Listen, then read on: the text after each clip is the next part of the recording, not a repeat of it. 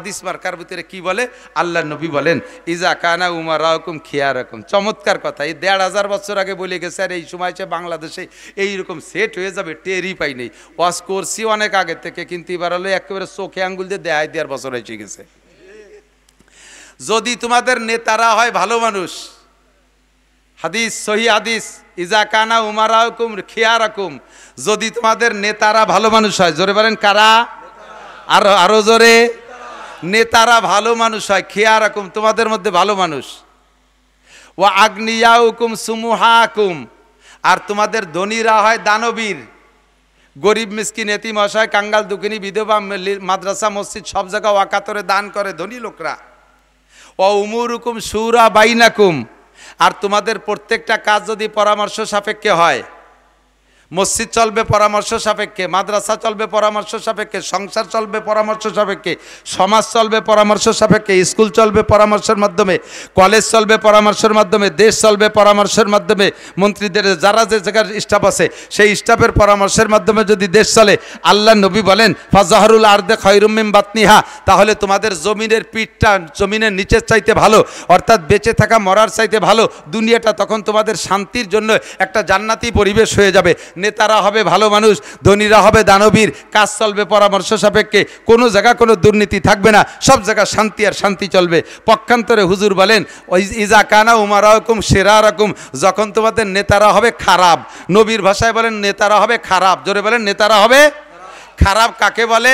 নেতারা নামাজ নাই, নেতারা রোজা নাই, নেতারা হজ নাই, নেতার মধ্যে ফরজ নাই, নেতার মধ্যে ওয়াজিব নাই, নেতার মধ্যে সুন্নত নাই, নেতা ঘুষ খায়, নেতা ঘুষ খেয়ে টাকা নিয়ে চাকরি দেয়, নেতা দেশের মাল মারিয়ে খায়, রাস্তা মারে, টোন মারে, মন মারে, রাস্তা মারে, খাল মারে, বিজিএফ কার্ড মারে, পঙ্গু ভাতা মারিয়ে খায়, বয়স্ক ভাতা মারিয়ে খায়, তারপর বিধবা ভাতা মারিয়ে খায়, এরপরে কারেন্টের তার খাম্বা সহ গিলে খেয়ে ফেলায় দেয়। কতক্ষণ এ কাম নেতারা করে কি করে না? আজকে তত্ত্বাবধায়ক সরকার অন্তর্বর্তীকালীন সরকারের কাছে সাধারণ পাবলিক ধরা পড়তেছে না নেতারা? জোর হলো না? কারা? আর এর আগে ফখরুদ্দিন সরকারের আমলেও ধরা পড়ছিল কারা? সে সময় উভয় দলের নেতাদেরকে ওয়াকালে এতেকাফে বসাইছিল, তাও মনে আছে না নাই? ইন্ডিয়া ধরে শুরু করছে, যদিও এখানে একতরফা ধরা শুরু করছে, যেখানে একতরফা আপাতত জিরা জিরা নজর, কারণ ওরা তো বহুদিন খাটি টেটি আইছে, অনেকদিন ধরতে আকাম করতে সুযোগ পাই নাই, যারা নগদে আকাম করছে ধরতেছে। দেশটা এখন জাহান্নামের আগুনের মধ্যে জ্বলতেছে বলে মনে হয়, কোনো মানুষের অন্তরের মধ্যে শান্তি নাই, সমস্ত মানুষ অশান্তির মধ্যে কাটাচ্ছে। কি হয় না কি হয়, ওদিকে ইন্ডিয়া আলাইসে আক্রমণ করে, নাকি চায়না আলা করে, নাকি আমেরিকা আলাইসে সেন্ট মার্টিন ঘাঁটি বানায় ফেলে, ইত্যাদি ইত্যাদি দুশ্চিন্তা। সমস্ত দুশ্চিন্তার কারণ নেতাদের দুর্নীতি। কতক্ষণ ঠিক না? নেতাদের দুর্নীতি। এই নেতারা যদি ভালো হইতো, আফগানের নেতারা ভালো, শান্তির শেষ নাই সেখানে। কথা বলেন ঠিক না? আমার বাংলাদেশে সামনে যদি শান্তি পাইতে হয়, তাহলে এমন নেতা আমরা কামনা করি। কথা বলুন ঠিক। যেই নেতা কোরআন জানে, যেই নেতা হাদিস জানে, যেই নেতা তাহাজ্জুদ পড়ে, যেই নেতা কোরআন পড়ে, যেই নেতা তবলিগি যায়, যেই নেতা হাদিস পড়ে, যেই নেতা ফরজ আদায় করে, যেই নেতা মিথ্যে কথা বলে না, জেনা ব্যভিচার করে না, মানুষের হক মাইরে খায় না, জাকাত ফেতরা মাইরে খায় না, এই সমস্ত দিনদার আল্লাহওয়ালা নেতা যদি হয়, তাহলে আমরা শান্তি পাব। আমরা দোয়া করব আল্লাহ তাআলা যেন আমাদের সামনে যে সম্ভাবনা আসতেছে, তত্ত্বাবধায়ক সরকারের পরেই তো আসবে ইনশাল্লাহ নির্বাচন, এই নির্বাচনে আমরা এবছর কুরআন সুন্নাহর আইন বাস্তবায়ন করে যারা, তাদের মাধ্যমে আমরা এদেশের শান্তি কামনা করব। ঠিক কি ঠিক না? যদি সেরকম কেউ আসে সামনে, আমরা তাদের সমর্থন করব তো ইনশাআল্লাহ। শুধু দোয়া করবেন যাতে ইমানদার ওলামায়ে কেরামরা এক প্ল্যাটফর্মে এসে আপনাদের সামনে নিয়ে আসতে পারে। আমার যুবক ভাইরা, আমি এখানে দেখেছি এই জায়গার যুবকরা আছে, সমন্বয়ক যুবকদের একটা কমিটি গঠন হয়েছে।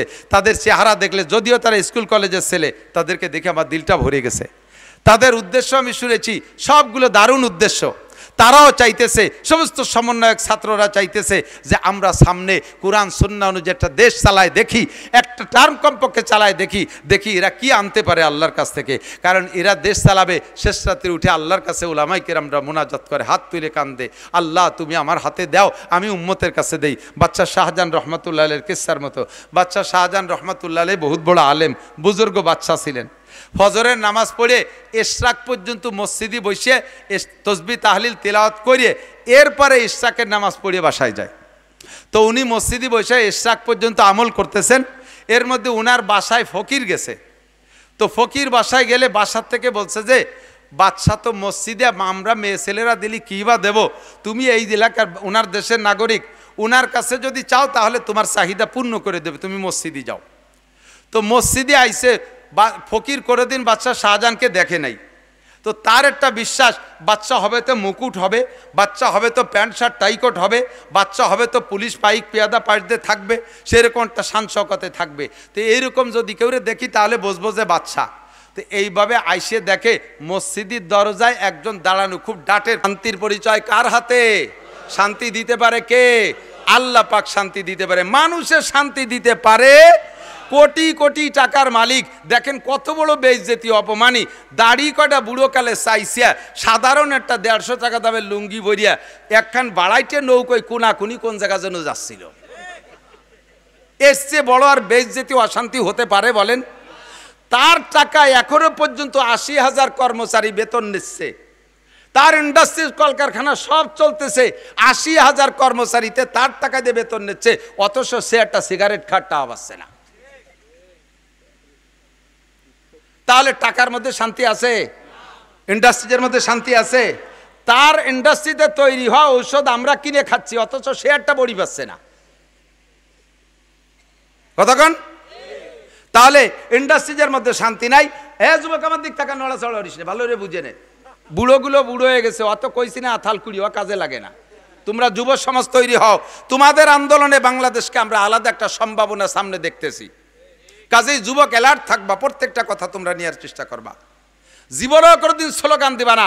মানব রচিত আদর্শের ভিতরে, মানব রচিত মতবাদের ভিতরে কখনো আসল আদর্শ হতে পারে না, শান্তি থাকতে পারে না। শান্তি যদি পাইতে হয় তাহলে 2টা মার্কায় ভোট। আমার সেই পুরনো আবার নতুন করে আমি শুরু করছি, শান্তি যদি পাইতে চাও 2টা মার্কায় ভোট দাও। মার্কা কয়টা? জোর হলো না? নৌকা ধানের শীষ, হ্যাঁ, লাঙ্গল দাড়িপালা, ওর কোনো মার্কার দাম নাই, সব মার্কা বাদ, আম্মা বাদ। ঠিক ঠিক না? শান্তি যদি পাইতে চাও কোরআন মার্কায় ভোট দাও। স্লোগান দিতে পারবেন? আমিন ইসলাম মিশন কর্তৃক আয়োজিত বার্ষিক ওয়াজ মাহফিল, মোল্লাবাড়ি সড়ক, সালতা, ফরিদপুর। অধ্যকার মাহফিলের সম্মানিত সভাপতি,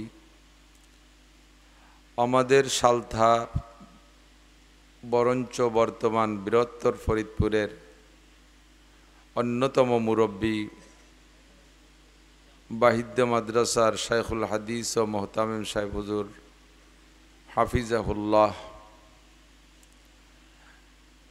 এ অঞ্চলের অনেক অনেক উলামায়ে কেরাম, আয়েম্মায়ে মাসাজিদ, মাদ্রাসার আজিজ আমতোলাবা, প্রাণপ্রিয় দেশবাসী, আল্লাহ রব্বুল আলমিনের শাহী দরবারে আমরা শুকর আদায় করে নেই। আরবিতে মাসটির নাম রবিউল আউয়াল, জানা আছে আপনাদের?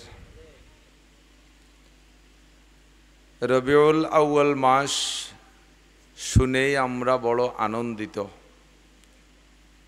এ মাসে বিশ্বনবী মুহাম্মদুর রাসূলুল্লাহ সাল্লাল্লাহু আলাইহি ওয়াসাল্লাম দুনিয়ায় এসে আমাদেরকে ধন্য করেছিলেন। আবার সাথে সাথে বড় দুঃখ পাই, এ মাসেই নবী আলাইহিস সালাতু ওয়াসসালাম 63 বছর হায়াত সমাপ্ত করে আল্লাহ পাকের ডাকে সাড়া দিয়ে আমাদেরকে এতিম করে রেখে চলে গিয়েছিলেন। কাজেই রবিউল আউয়াল মাস আনন্দেরও মাস, আবার শোকেরও মাস। আনন্দ শোক বিজড়িত রবিউল আউয়াল মাসের বিশেষ সময়, এ বর্ষা বাদলের মৌসুমে এলাকার হাজারো লাখো মানুষের মধ্য থেকে আল্লাহ পাক বাছাই ছাঁটাই করে আমাদেরকে মনোনীত করেছেন সাময়িক জান্নাতের বাগানে বসার জন্য। সকলে শুকর আদায় করি আলহামদুলিল্লাহ। একেবারে অন্তর থেকে, দিল থেকে সাহেবে দিল বাহিদ্দের হুজুর দামাত বরকাতুমুল আলিয়া মুরব্বিয়ানা নসিহাত আমাদেরকে করেছেন। আপনারা এখানে বসে লক্ষ্য করেছেন কিনা আমি জানি না, আমি ঘরে বসে হুজুরের সব বয়ান শুনেছি। মানব জীবন গড়তে যে জরুরি কথাগুলো লাগে হুজুর ধীরে ধীরে সব কথাগুলো বলেছেন। এসব কথাগুলির পর আমল করতে পারলেই জিন্দেগি যথেষ্ট হয়ে যায়। কিন্তু মানুষের স্বভাব হলো ভুলে যাওয়া। আরবিতে বলে আউয়ালুন নাসে আউয়ালু নাসিন, মানবকুলের প্রথম মানুষটা আদম আলাইহিস সালাতু ওয়াসসালাম। সমস্ত মানুষের প্রোডাকশন শুরু হয়েছে যে মানুষটার থেকে, সেই মানুষটার নাম কি? আদম আলাইহিস সালাতু ওয়াসসালাম। আমরা তো এই বিশ্বাসে বিশ্বাসী নাকি বলেন? নাকি ডারউইনের বিশ্বাসে বিশ্বাসী? বান্দরের থেকে মানুষ হওয়া এ কত বড় অসমীচীন একটা কথা, অসামঞ্জস্য একটা কথা, অমানবিক একটা কথা। সে একজন বিজ্ঞানী হইয়া এই কথা উপস্থাপন করলো, তার গবেষণায় বেরোয় আসলো, আর হাজারো লাখো শিক্ষিত পণ্ডিতরা সে কথা মেনে নিল। এরা কেমন শিক্ষিত, কেমন বিজ্ঞানী না অজ্ঞানী আল্লাহই ভালো জানে। আমরা কত বান্দর দেখি, চরমুগুরে গেলে তো বান্দরের অভাব নাই, সুন্দরবন গেলে তো সারা সুন্দরবন জুড়ে বান্দরের আড্ডা। চিড়িয়াখানার মধ্যে কত বান্দর দেখলাম, জীবনে একটা বান্দরের ল্যাস পড়িয়া সোজা হইয়া সে মানুষ হয়ে গেল তা তো দেখলাম না। আর ডারউইনের আব্বা সে বলে বান্দরের চেয়ে মানুষ হয়ে গেছে। আল্লাহ হেফাজত করুক এই কুবুদ্ধি থেকে, সবাই বলে আমিন। ইয়া আইয়ুহান নাসুত্তাকু রাব্বাকুমুল্লাযী খলাকাকুম মিন নাফসিন ওয়াহিদা। কুরআনে কারীমের মতো সত্য সংবাদদাতা আর কোনো পাঠ্যপুস্তক হতে পারে না।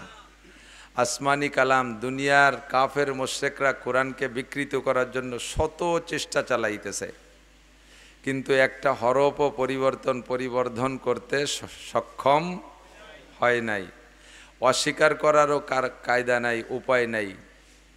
এমনি বিশ্বাস করে না, মানে না, সেটা ভিন্ন জিনিস।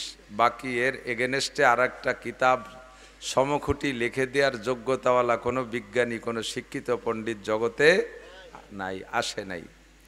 তো সেই কোরআনে কারিমে আল্লাহ পাক বলেন, হে দুনিয়ার মানুষ, ইত্তাকুল্লাহ, আল্লাহকে ভয় করো। ইয়া আইয়ুহান নাসুত্তাকু রাব্বাকুম, তোমাদের রবকে ভয় পাও। আল্লাযী খলাক। যুবকরা আমার দিক কেউ নড়াচড়া করবে না, এটা একটা class, regular class school college মাদ্রাসায় হয়, আর আমাদের বাংলাদেশে সিজনালি ক্লাস হয় ওয়াজের মাঠে। সেখানে ক্লাস হয়, মাঝে মাঝে পরীক্ষা হয়, ছাত্রদের যোগ্যতা যাচাই বাছাই করে কেউকে প্রমোশন দেয়, উপরের ক্লাসে উঠাই দেয়, ফেল করা কয়ডারে আবার রেখে দেয়। কিন্তু আমার এই ক্লাসে কোনো পরীক্ষা নিরীক্ষা না থাকার কারণে ছাত্রদের কোনো উন্নতি অগ্রগতি দেখতেছি না। খেয়াল দিয়ে শোনেও না, যতটুক মনে চাই শোনে, মনে না চাইলে শোনে না। খেয়াল করে শুনতে হবে। পরীক্ষা না নিলেও আমরা পরীক্ষা না নেই, আল্লাহর কাছে পরীক্ষা দেওয়া লাগবে কি লাগবে না? এই সময়েরও পরীক্ষা দেওয়া লাগবে। লা তাজুলু কদামা ইবনি আদম ইয়াউমাল কিয়ামতি হাত্তা ইউসালা আন আরবা আন উমরিহি ফিমা আফনা। আল্লাহর কসম, বিশ্বনবীর কথা সত্য, 4টি প্রশ্নের জবাব না দিয়া আল্লাহর সামনে দিয়ে এক কদমও বাড়া যাবে না। একথা বহুবার শুনেছেন, আমিও কতবার বলি, এরকম পরিস্থিতি এসে গেলে বলি। 4টি প্রশ্নের জবাব না দিয়ে এক পাও সামনে বাড়ানোর সুযোগ হবে। আল্লাহর চেকপোস্টে 4টে প্রশ্ন হবেই হবে। 1 নম্বর প্রশ্ন হলো আন উমরিহি ফিমা আফনা, তোমার গোটা জীবন কোথায় কাটাইছো একটু বলে যাও। সারা জীবনের হিসাব দিতে হবে। আজকে এখানে বসছেন, আমাকেও হিসাব দেওয়া লাগবে। তুমি এই 200-500 মানুষকে বসায় রাখছো, কি শিখেছো একটু কইয়ে যাও আমার কাছে। আপনাদেরকে জিজ্ঞাসা করা হবে, মৌলানা নাসির সাহেবরে খাওয়াই দেওয়া ইয়া মাথায় মুথায় নিয়ে আসছো, ডাটে সাটে বসাইছো, প্রধান বক্তার দায়িত্ব তাকে দেছো, সে বয়ান করছে, তুমি সেখান থেকে কি নিয়ে আসছো, আপনাকেও জিজ্ঞাসার কিন্তু জবাব দেওয়া লাগবে, অবশ্যই লাগবে। কাজে এই সময়টা নষ্ট না করি। বহু সময় নষ্ট করি চায়ের স্টলে, অনেক সময় নষ্ট করি আজে বাজে গল্প গুজবে। আজকের এই সময়টা নষ্ট না হয়ে যাক, প্রত্যেকটা কথা মনে রাখবো তো ইনশাআল্লাহ।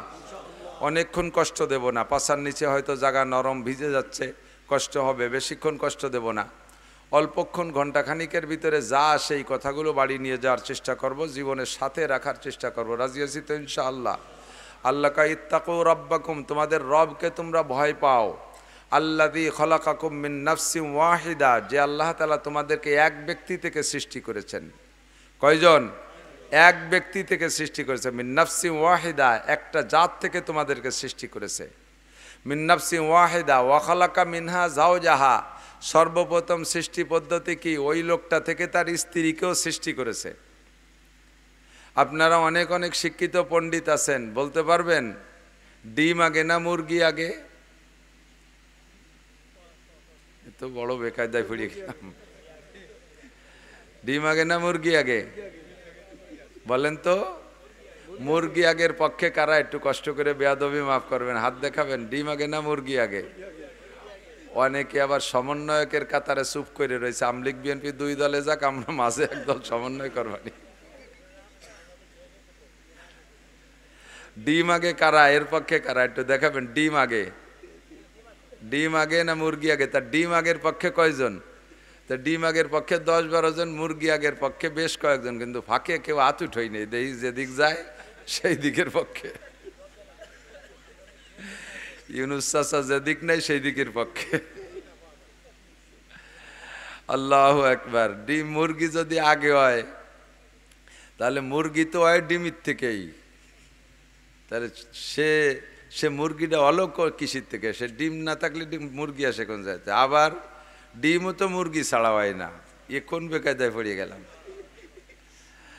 আল্লাহ পাক রব্বুল আলামিন বলেন, আমি মরা থেকে, সব জীবিতকে মরা থেকে বানাই, সমস্ত জীবিতকে মৃত্যু থেকে তৈরি করি।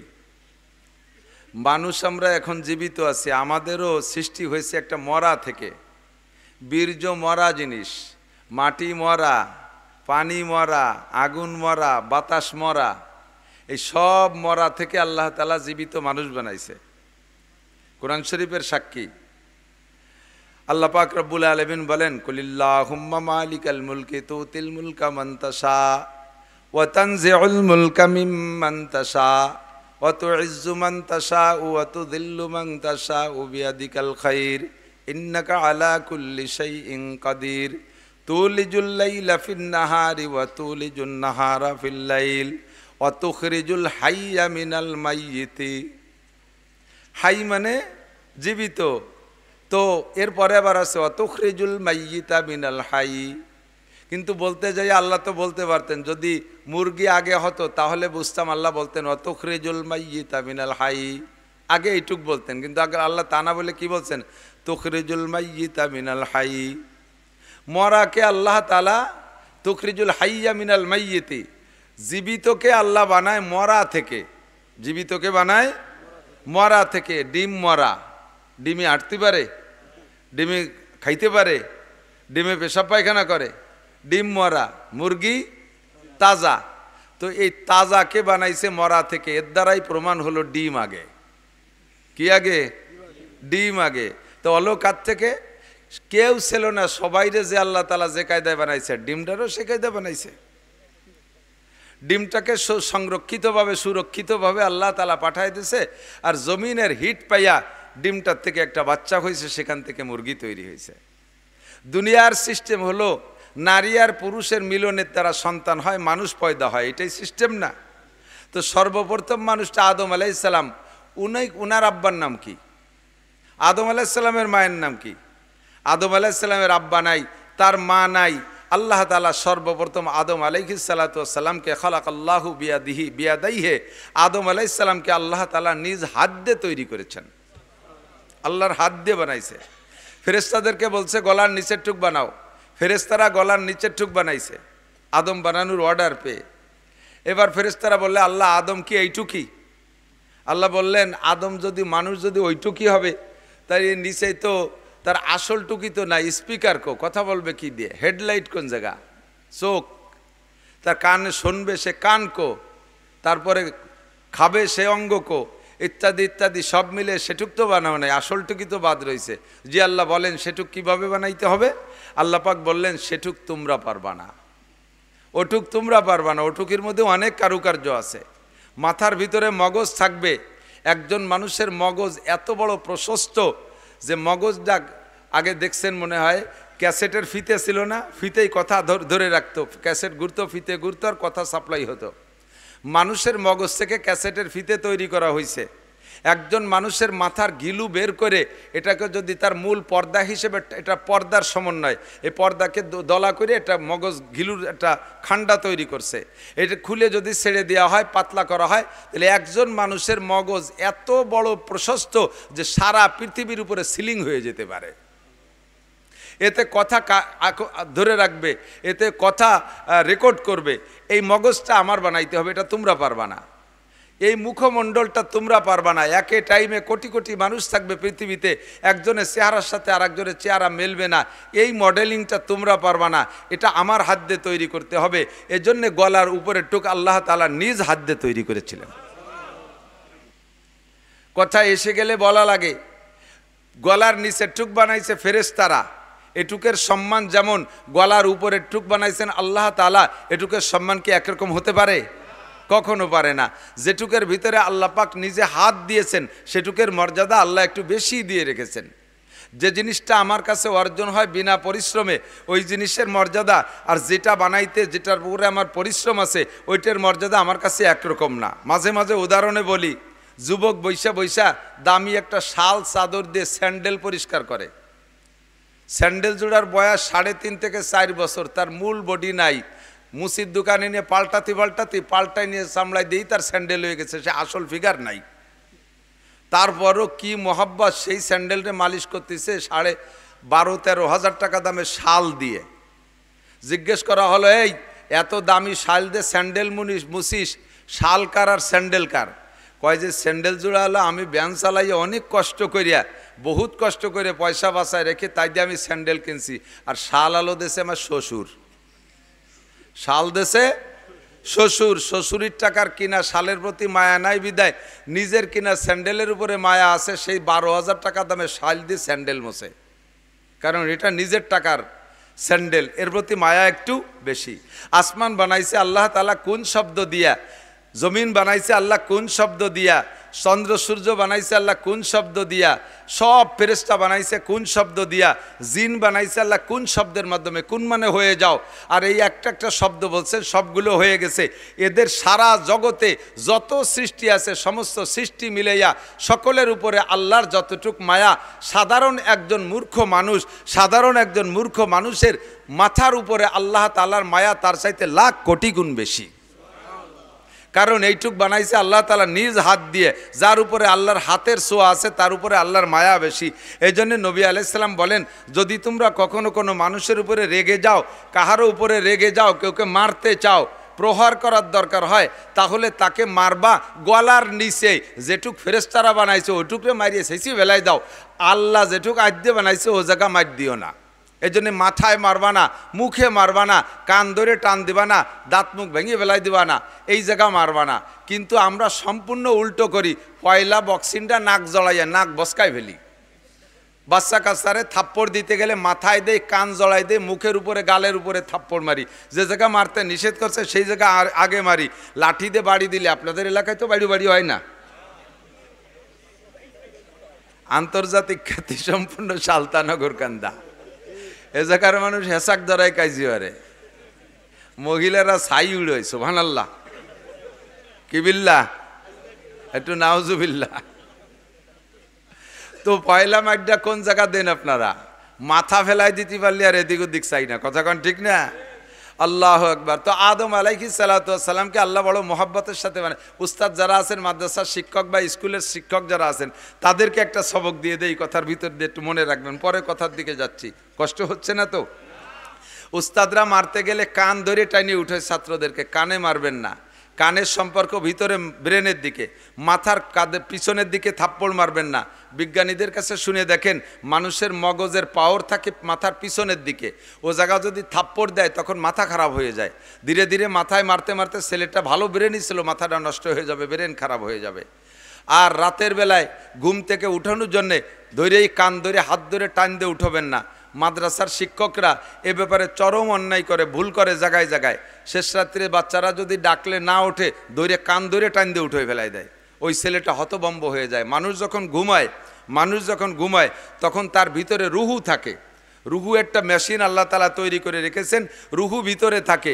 রুহু থাকার কারণে মানুষ বিভোরে ঘুমাচ্ছে, ও একেবারে অনায়াসে ঘুমাচ্ছে, দুনিয়ার কোনো খবর নাই, অথচ মেশিনটা চালু রয়েছে, সে জীবিত রয়েছে, ঠিক না?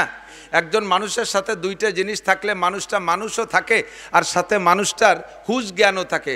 সেটা হলো 1 নম্বরে রুহু, 2 নম্বরে নফস।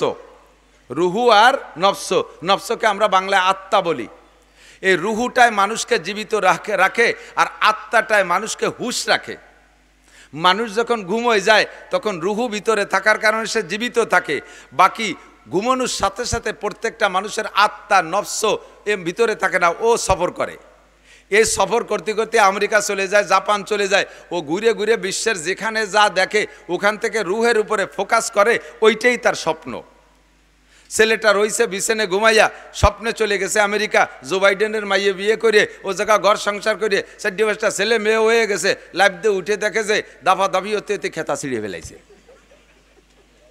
ও ছেলে তো বিছানেই আছে, ওর বডি এখানে আছে, রুহ এখানে, ওর নফস আর আত্মা উড়িয়ে চলে গেছে আমেরিকা, যে এত কিছু করে তারপরে সকালে বেলা ওঠার আগে বাড়ি ফিরে আসছে। নফস যতক্ষণ পর্যন্ত রুহের সাথে সেট না হয় অতক্ষণ পর্যন্ত মানুষ হুঁশ হয় না, হুঁশ হয় না। দেখবেন ছোট ছোট বাচ্চারা, ছোট বাচ্চা যারা রাতের বেলা আপনারা উঠাইয়া পেশাব করান না, ছোট বাচ্চাদেরকে উঠে বিছানে পেশাব করাবে, পেশাব করান না, ওরে বাইরে নিয়ে ধরছেন, ওর রুহু আছে, রুহুর কাজ রুহুতে করছে, প্যান্ট খুলে দিয়েছেন, পেশাব করছে, এরপর এনে শোয়াই দিয়েছেন। সকালবেলা জিজ্ঞেস করবেন যে এই তোরে যে উঠাইয়া ওই জায়গা পেশাব করাছে, তোর কি মনে আছে? কয় হ, আমি কোনো সময় উঠি নেই। ও জানেই না, ওরা আত্মা এসে রুহের সাথে সেট হয়ে পারে নাই বিদায় রুহুর কাজ রুহুতে করছে, কিন্তু সে তা টের পায় নাই। এ কথা থেকে আমি বলতে চাই, বাচ্চারা যখন ঘুমায় তখন তাদেরকে ঘুম থেকে উঠানোর জন্যে আচানক হাত ধরে টান দিয়ে উঠবেন না, ঠ্যাং ধরে টান দিয়ে উঠবেন না, কান ধরে টান দিয়ে উঠবেন না, চুল ধরে টান দিয়ে উঠবেন না। ওর আত্মা এসে ওর রুহের সাথে সেট হয়ে পারে না, তখন দেখবেন এরকম এরকম করে ঢালুমালু করে হতভম্ব হয়ে যায়, ও দিককানা হয়ে যায়, দিঘারা হয়ে যায়। দেখছেন না এরকম? দেখছেন না? মাদ্রাসার শিক্ষক গভীর রাত্রে ছেলেদেরকে উঠায়, ডেস্কের উপরে লাঠি দিয়ে ঠাস ঠাস করে বাড়ি মারে, ঠাস ঠাস করে বাড়ি মারে। রুহুতে এই বাড়িটা শুনে লাফ দিয়ে উঠে গেছে, নফস আইসে আত্মা আইসে ওর সাথে সেট হয়ে পারে না। ওই অবস্থায় ছেলেটা যাইয়া অনেক সময় পেশাবখানায় যে পেশাব করতে যে সে জায়গা ঘুমাইও থাকে, ও জায়গা ঘুমাই রয়েছে, ওরা আত্মা এসে সেট হয় নাই। এভাবে বারবার করতে করতে ওর ব্রেন খারাপ হয়ে যায়। তারপরে কেন আমি মাদ্রাসায় পড়বো না, আমি বলবো না, আমার মাথায় ধরে না, পারি না, শেষ রাত্রি উঠে আমার ঘুম পড়ে না, ইত্যাদি ইত্যাদি করে ছেলেটা নষ্ট হয়ে যায়। এ ছেলেদেরকে উঠানোর পদ্ধতি সিদ্দিকা আয়েশা রাদিয়াল্লাহু তাআলার হাদিস থেকে নিয়ে আসছি।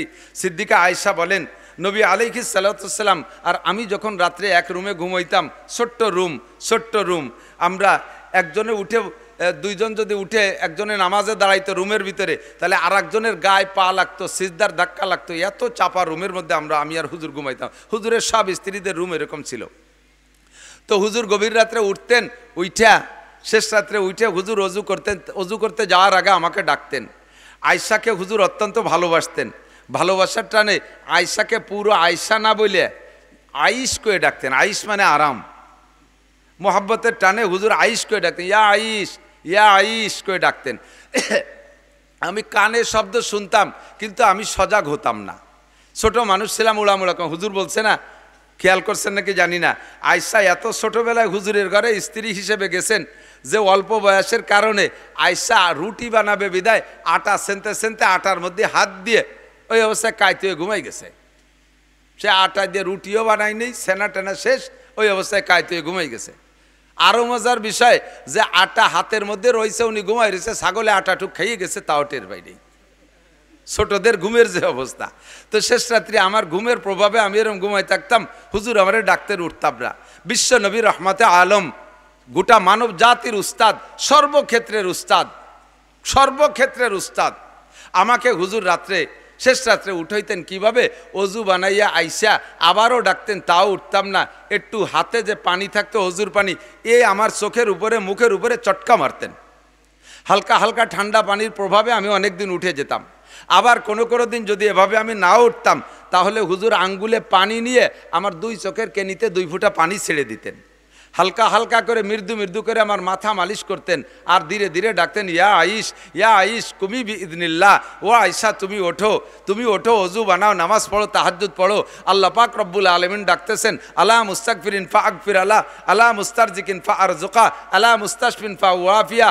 কে আসো অভাবী আমার কাছে চাও, কে আসো গুনাহগার ক্ষমা চাও, কে আসো রুগী আমার কাছে শিফা চাও। ডাক্তাররা ঔষধ ছাড়া চিকিৎসা করতে পারে না, অপারেশন ছাড়া চিকিৎসা করতে পারে না। আমি শুধু কোন শব্দ বলবো তোমার অভাব চলে যাবে, আমি কোন শব্দ বলবো তুমি সুস্থ হয়ে যাবা, আমি তোমাকে রিজিকের ফয়সালা করব। ও আয়েশা আল্লাহ ডাকতেছে তুমি একটু ওঠো। এভাবে নবী আমাকে মিষ্টিভাবে ডেকে ডেকে উঠাইতেন।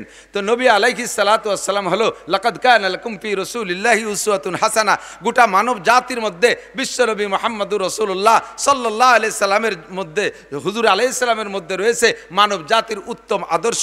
ঘুম থেকে কিভাবে উঠাতে হবে মানুষকে সে শিক্ষা আমার নবী দিয়েছেন। ঠিক ঠিক না? আমরা বাচ্চাদেরকে এভাবে ঘুম থেকে উঠাবো, উস্তাদরা এভাবে ঘুম থেকে উঠাবো। সরে চলে আসছি বেশ খানিক দূর। যে কথা বলতে চাইছি, সমস্ত মানুষের মধ্যে সর্বপ্রথম মানুষটা কে? আদম আলাইহিস সালাম। একটু বলেন কে? গভীর বিশ্বাস রাখেন আমাদের আদি পিতার নাম কি? আদম আলাইহিস সালাম। উনার আব্বা মানাই, উনাকে আল্লাহ তাআলা নিজ হাতে বড় মহব্বতের সাথে বানাইছে, গলার উপরটুক মহব্বতের সাথে বানাইছে, যার কারণে গলার উপরের টুকের সাথে যে কেমন আচরণ করতে হবে তার দুইটা কথা আমি বললাম। এবার উনি ঘুমিয়ে আছেন জান্নাতের ভিতরে, জান্নাতের মধ্যে ঘুমিয়ে রয়েছে। ঘুমানোর আগে তো একা একা, কিছুক্ষণ একা একা, একা একা জীবিত মানুষটা ঘুরতেছে। ফেরেশতারা ফেরেশতাদের কায়দায়, হুররা হুরদের কায়দায়, তারপরে গেলমানরা গেলমানদের কায়দায়, প্রত্যেকে যার যার কায়দায় সেই ঘোরাফেরা করতেছে। উনার সাথে তেমন কেউ কোনো সম্পর্ক করে না, মানুষের সাথেই না মানুষের সম্পর্ক। কথা বলেন ঠিক না? মানুষ ছাড়া অন্য প্রাণীর সাথে আপনার যত ভালোবাসা হোক, তার সাথে কি কোনো সামাজিকতা চলে? কিছুই চলে না। একা একা ভালো লাগতেছে না। এই ভালো না লাগার ভিতর দিয়ে উনি ঘুমাই গেছে, দুপুরবেলা ঘুমাই গেছে। ঘুমের পরে আসরের আগে ঘুম থেকে উঠছে, টাইম হিসেবে, জান্নাতের টাইম হিসেবে আসরের আগে ঘুমের থেকে উঠে দেখে বাম পাশে একটা মানুষ বসা, বাম পাশে একটা মানুষ বসা। মানুষটাকে আল্লাহ তাআলা এমন রূপসী বানাইছে, মানুষটা মহিলা, এই মহিলাটাকে আল্লাহ এমন রূপসী বানাইছে। আদম আলাইহিস সালাম উঠেই দেখে ফার্স্ট নজরে তার প্রতি মহব্বত তৈরি হয়ে গেছে, তার দিকে নজর চলে গেছে। বিশেষ বিশেষ কিছু অঙ্গের দিকে খাস নজর চলে যাচ্ছে, সেদিকে আকৃষ্ট হয়ে যাচ্ছে। আর মনের থেকে কেমন যেন টান আসছে যে তার সাথে একটু সাক্ষাৎ করি, তার গায়ে একটু হাত দেই, তার হাতটা একটু ধরি, এমন একটা আকর্ষণ তৈরি হয়ে উনি সেদিকে অগ্রসর হচ্ছেন। আল্লাহ পাক রব্বুল আলামিন জিবরিল আলাইহিস সালামকে পাঠায় দিয়েছে, জিবরাইল তুমি যে আদমকে বলো ওইটা তোমার ব্যবহার সামগ্রী, ওইটা তোমার বড় মহব্বতের, ওইটা তোমার চিরসঙ্গিনী, তবে তার সাথে তোমার শারীরিক দৈহিক সম্পর্ক করতে হলে তার একটা হক আছে, এই হকটা আদায় করতে হবে। বলেন জিবরিল আলাইহিস সালামকে পাঠাইছে, জিবরাইল যে আদম আলাইহিস সালামকে বলছেন এইটা তোমার ব্যবহারের জন্যই আল্লাহ তাআলা সৃষ্টি করেছে, তবে তার হক আছে, ওই হকটা আদায় না করা পর্যন্ত তার গায়ে হাত দেবা না। কয় তার কি হক? কয় তার ইজ্জতের একটা হক আছে, তার শরীরের একটা হক আছে, সেই হকটা আদায় করবা। কয় হক কি? কয় যে এই হক আদায় করতে হবে তোমাকে 10 বার বিশ্ব নবী মুহাম্মদুর রাসূলুল্লাহ সাল্লাল্লাহু আলাইহি ওয়াসাল্লাম লাউলাহুমা খালাকাল আফলাকা খালিকুহা লাউলাহুমা খারাজাল ইনসানু মিন আদামি, যেই নবীটাকে না বানাইলে, যেই নবীকে বানানোর সিদ্ধান্ত আল্লাহ না নিলে তুমি আদমকে আল্লাহ বানাইতো না, তুমি আদমকে আল্লাহ তাআলা বানাইতেন না। সেই নবী মুহাম্মদুর রাসূলুল্লাহ সাল্লাল্লাহু আলাইহি ওয়াসাল্লাম তার নামে তুমি 10 বার দুরূদ শরীফ পড়লে এই মহিলার দেনমোহরের হক আদায় হয়ে যাবে। আদম আলাইহিস সালাতু ওয়াস সালাম 10 বার দুরূদ শরীফ পড়লেন, হযরত হাওয়া আলাইহিস সালামের দেনমোহরের, জান্নাতের মধ্যে তো টাকা পয়সার লেনদেনের দরকার নেই, 10 বার দেনমোহর দুরূদ শরীফ পড়ছেন আর দেনমোহর আদায় হয়ে গেছে। এরপরে তার সাথে তো স্বাভাবিক হয়ে গেলেন। এই মহিলাটাকে বানাইলেন কাদ থেকে? আদম আলাইহিস সালাম হাওয়া আলাইহিস সালামের বাপও না, হাওয়া আলাইহিস সালামের মাও নাই, বানাইছেন কোন জায়গা? কুরআন শরীফে আছে মিন জিলাহিল আইসার, বাম পাশের হাড্ডি থেকে। আপনার বাম পাজোড়ে হাড় আছে না? কিসা বহুত শুনেছেন, এসে গেছে একটু বলে যাচ্ছি। আপনার দুই পাশের হাড় আছে, দেখবেন রিক্সার ছটার মতো আছে না এরকম? জীবনে তো গুনিয়ে দেওয়ার সুযোগ পাইনি, মোটা যারা তারা তো হাতেই নাগল পায় না, আমার মতো শূন্য মানুষ আমি টের পাই, হাত দিলে চটাগুলো হাতে বাঁধে। তো ডাইন পাশের চাইতে বাম পাশে একখান চটা কম আছে, ওই একখান চটা খুলে নিয়ে হাওয়া আলাইহিস সালামকে বানাইছে। আল্লাহু আকবার। ওই চটাখানো জিন্দা না, ওই চটাখানো মরা। চটাখান কি? আদম আলাইহিস সালামরে বানাইছে আগুন পানি মাটি বাতাস দিয়ে, চারটে পদার্থে মরা, মরা থেকে আদম আলাইহিস সালামকে বানাইছে। আর সেই মরার ভিতরের একটা হাড়ও মরা, সেই মরা হাড়ের থেকে হাওয়া আলাইহিস সালামকে বানাইছে এবং বাম পাশের থেকে নিয়ে বানাইছে। শরীরের অঙ্গ থেকে বানানোর কারণে আমার অঙ্গের প্রতি যেমন আমার একটা মহব্বত আর ভালোবাসা আছে, আর একজনের অঙ্গের প্রতি এই ভালোবাসাটা আমার হয় না। আপনার হাত কেটে গেলে আমার কিচ্ছু আসে যায় না, আমার শরীরে একটু চামড়া খুলে গেলে আমার খুব কষ্ট হয়। এই জন্য শরীরের অঙ্গ থেকে বানাইছে যাতে স্বামী স্ত্রী দুইজনের ভিতরে আঙ্গিক সম্পর্কের মতো মহব্বত আর ভালোবাসা পয়দা হয়। এরপরে সেখান থেকে আল্লাহ পাক রব্বুল আলামিন বলেন, মিন নাফসিন ওয়াহিদাতিন ওয়া খালাকা মিনহা যাওজাহা ওয়া বাত্তা মিনহুমা রিজালান কাসীরাও ওয়া নিসা। এখান থেকে শুরু হয়ে গেল প্রোডাকশন। কি পরিমাণ বানাইছেন আল্লাহ, সেই আদম থেকে নিয়ে পর্যন্ত কত মানুষ চলে গেছে, এর সংখ্যা কাহারও কোনো বিশ্বকোষে লেখা নাই কত মানুষ দুনিয়ার থেকে চলে গেছে। আবার এখনও 800 কোটি মানুষ দুনিয়ায় আছে, আবার কত কোটি মানুষ দুনিয়ায় আসবে তার ঠিক নাই। আমরা মনে মনে ভাবি যে দুনিয়া মনে আর বেশি দিন থাকতেছে না, অল্প দিন পরে কিয়ামতে ধ্বংস হয়ে যাবে, তাও দেরি আছে। একেবারে কোরআন শরীফ শুয়ে আমি 100 বার কসম খেয়ে বলতে পারি, এখানে যারা বসা আছেন ছোট থেকে ছোট, বুড়ো থেকে বুড়ো, আমরা এই কয়জন আসল যে কিয়ামত, এই কিয়ামত আমরা দেখব না ইনশাআল্লাহ, অবশ্যই দেখব না। আমাদের সামনে কিয়ামত হবে না, কারণ কিয়ামত হওয়ার আগে যে সমস্ত কিস্সা কাহিনী সব বাকি রয়ে গেছে। বড় বড় 10টা ঘটনা বাকি রয়ে গেছে।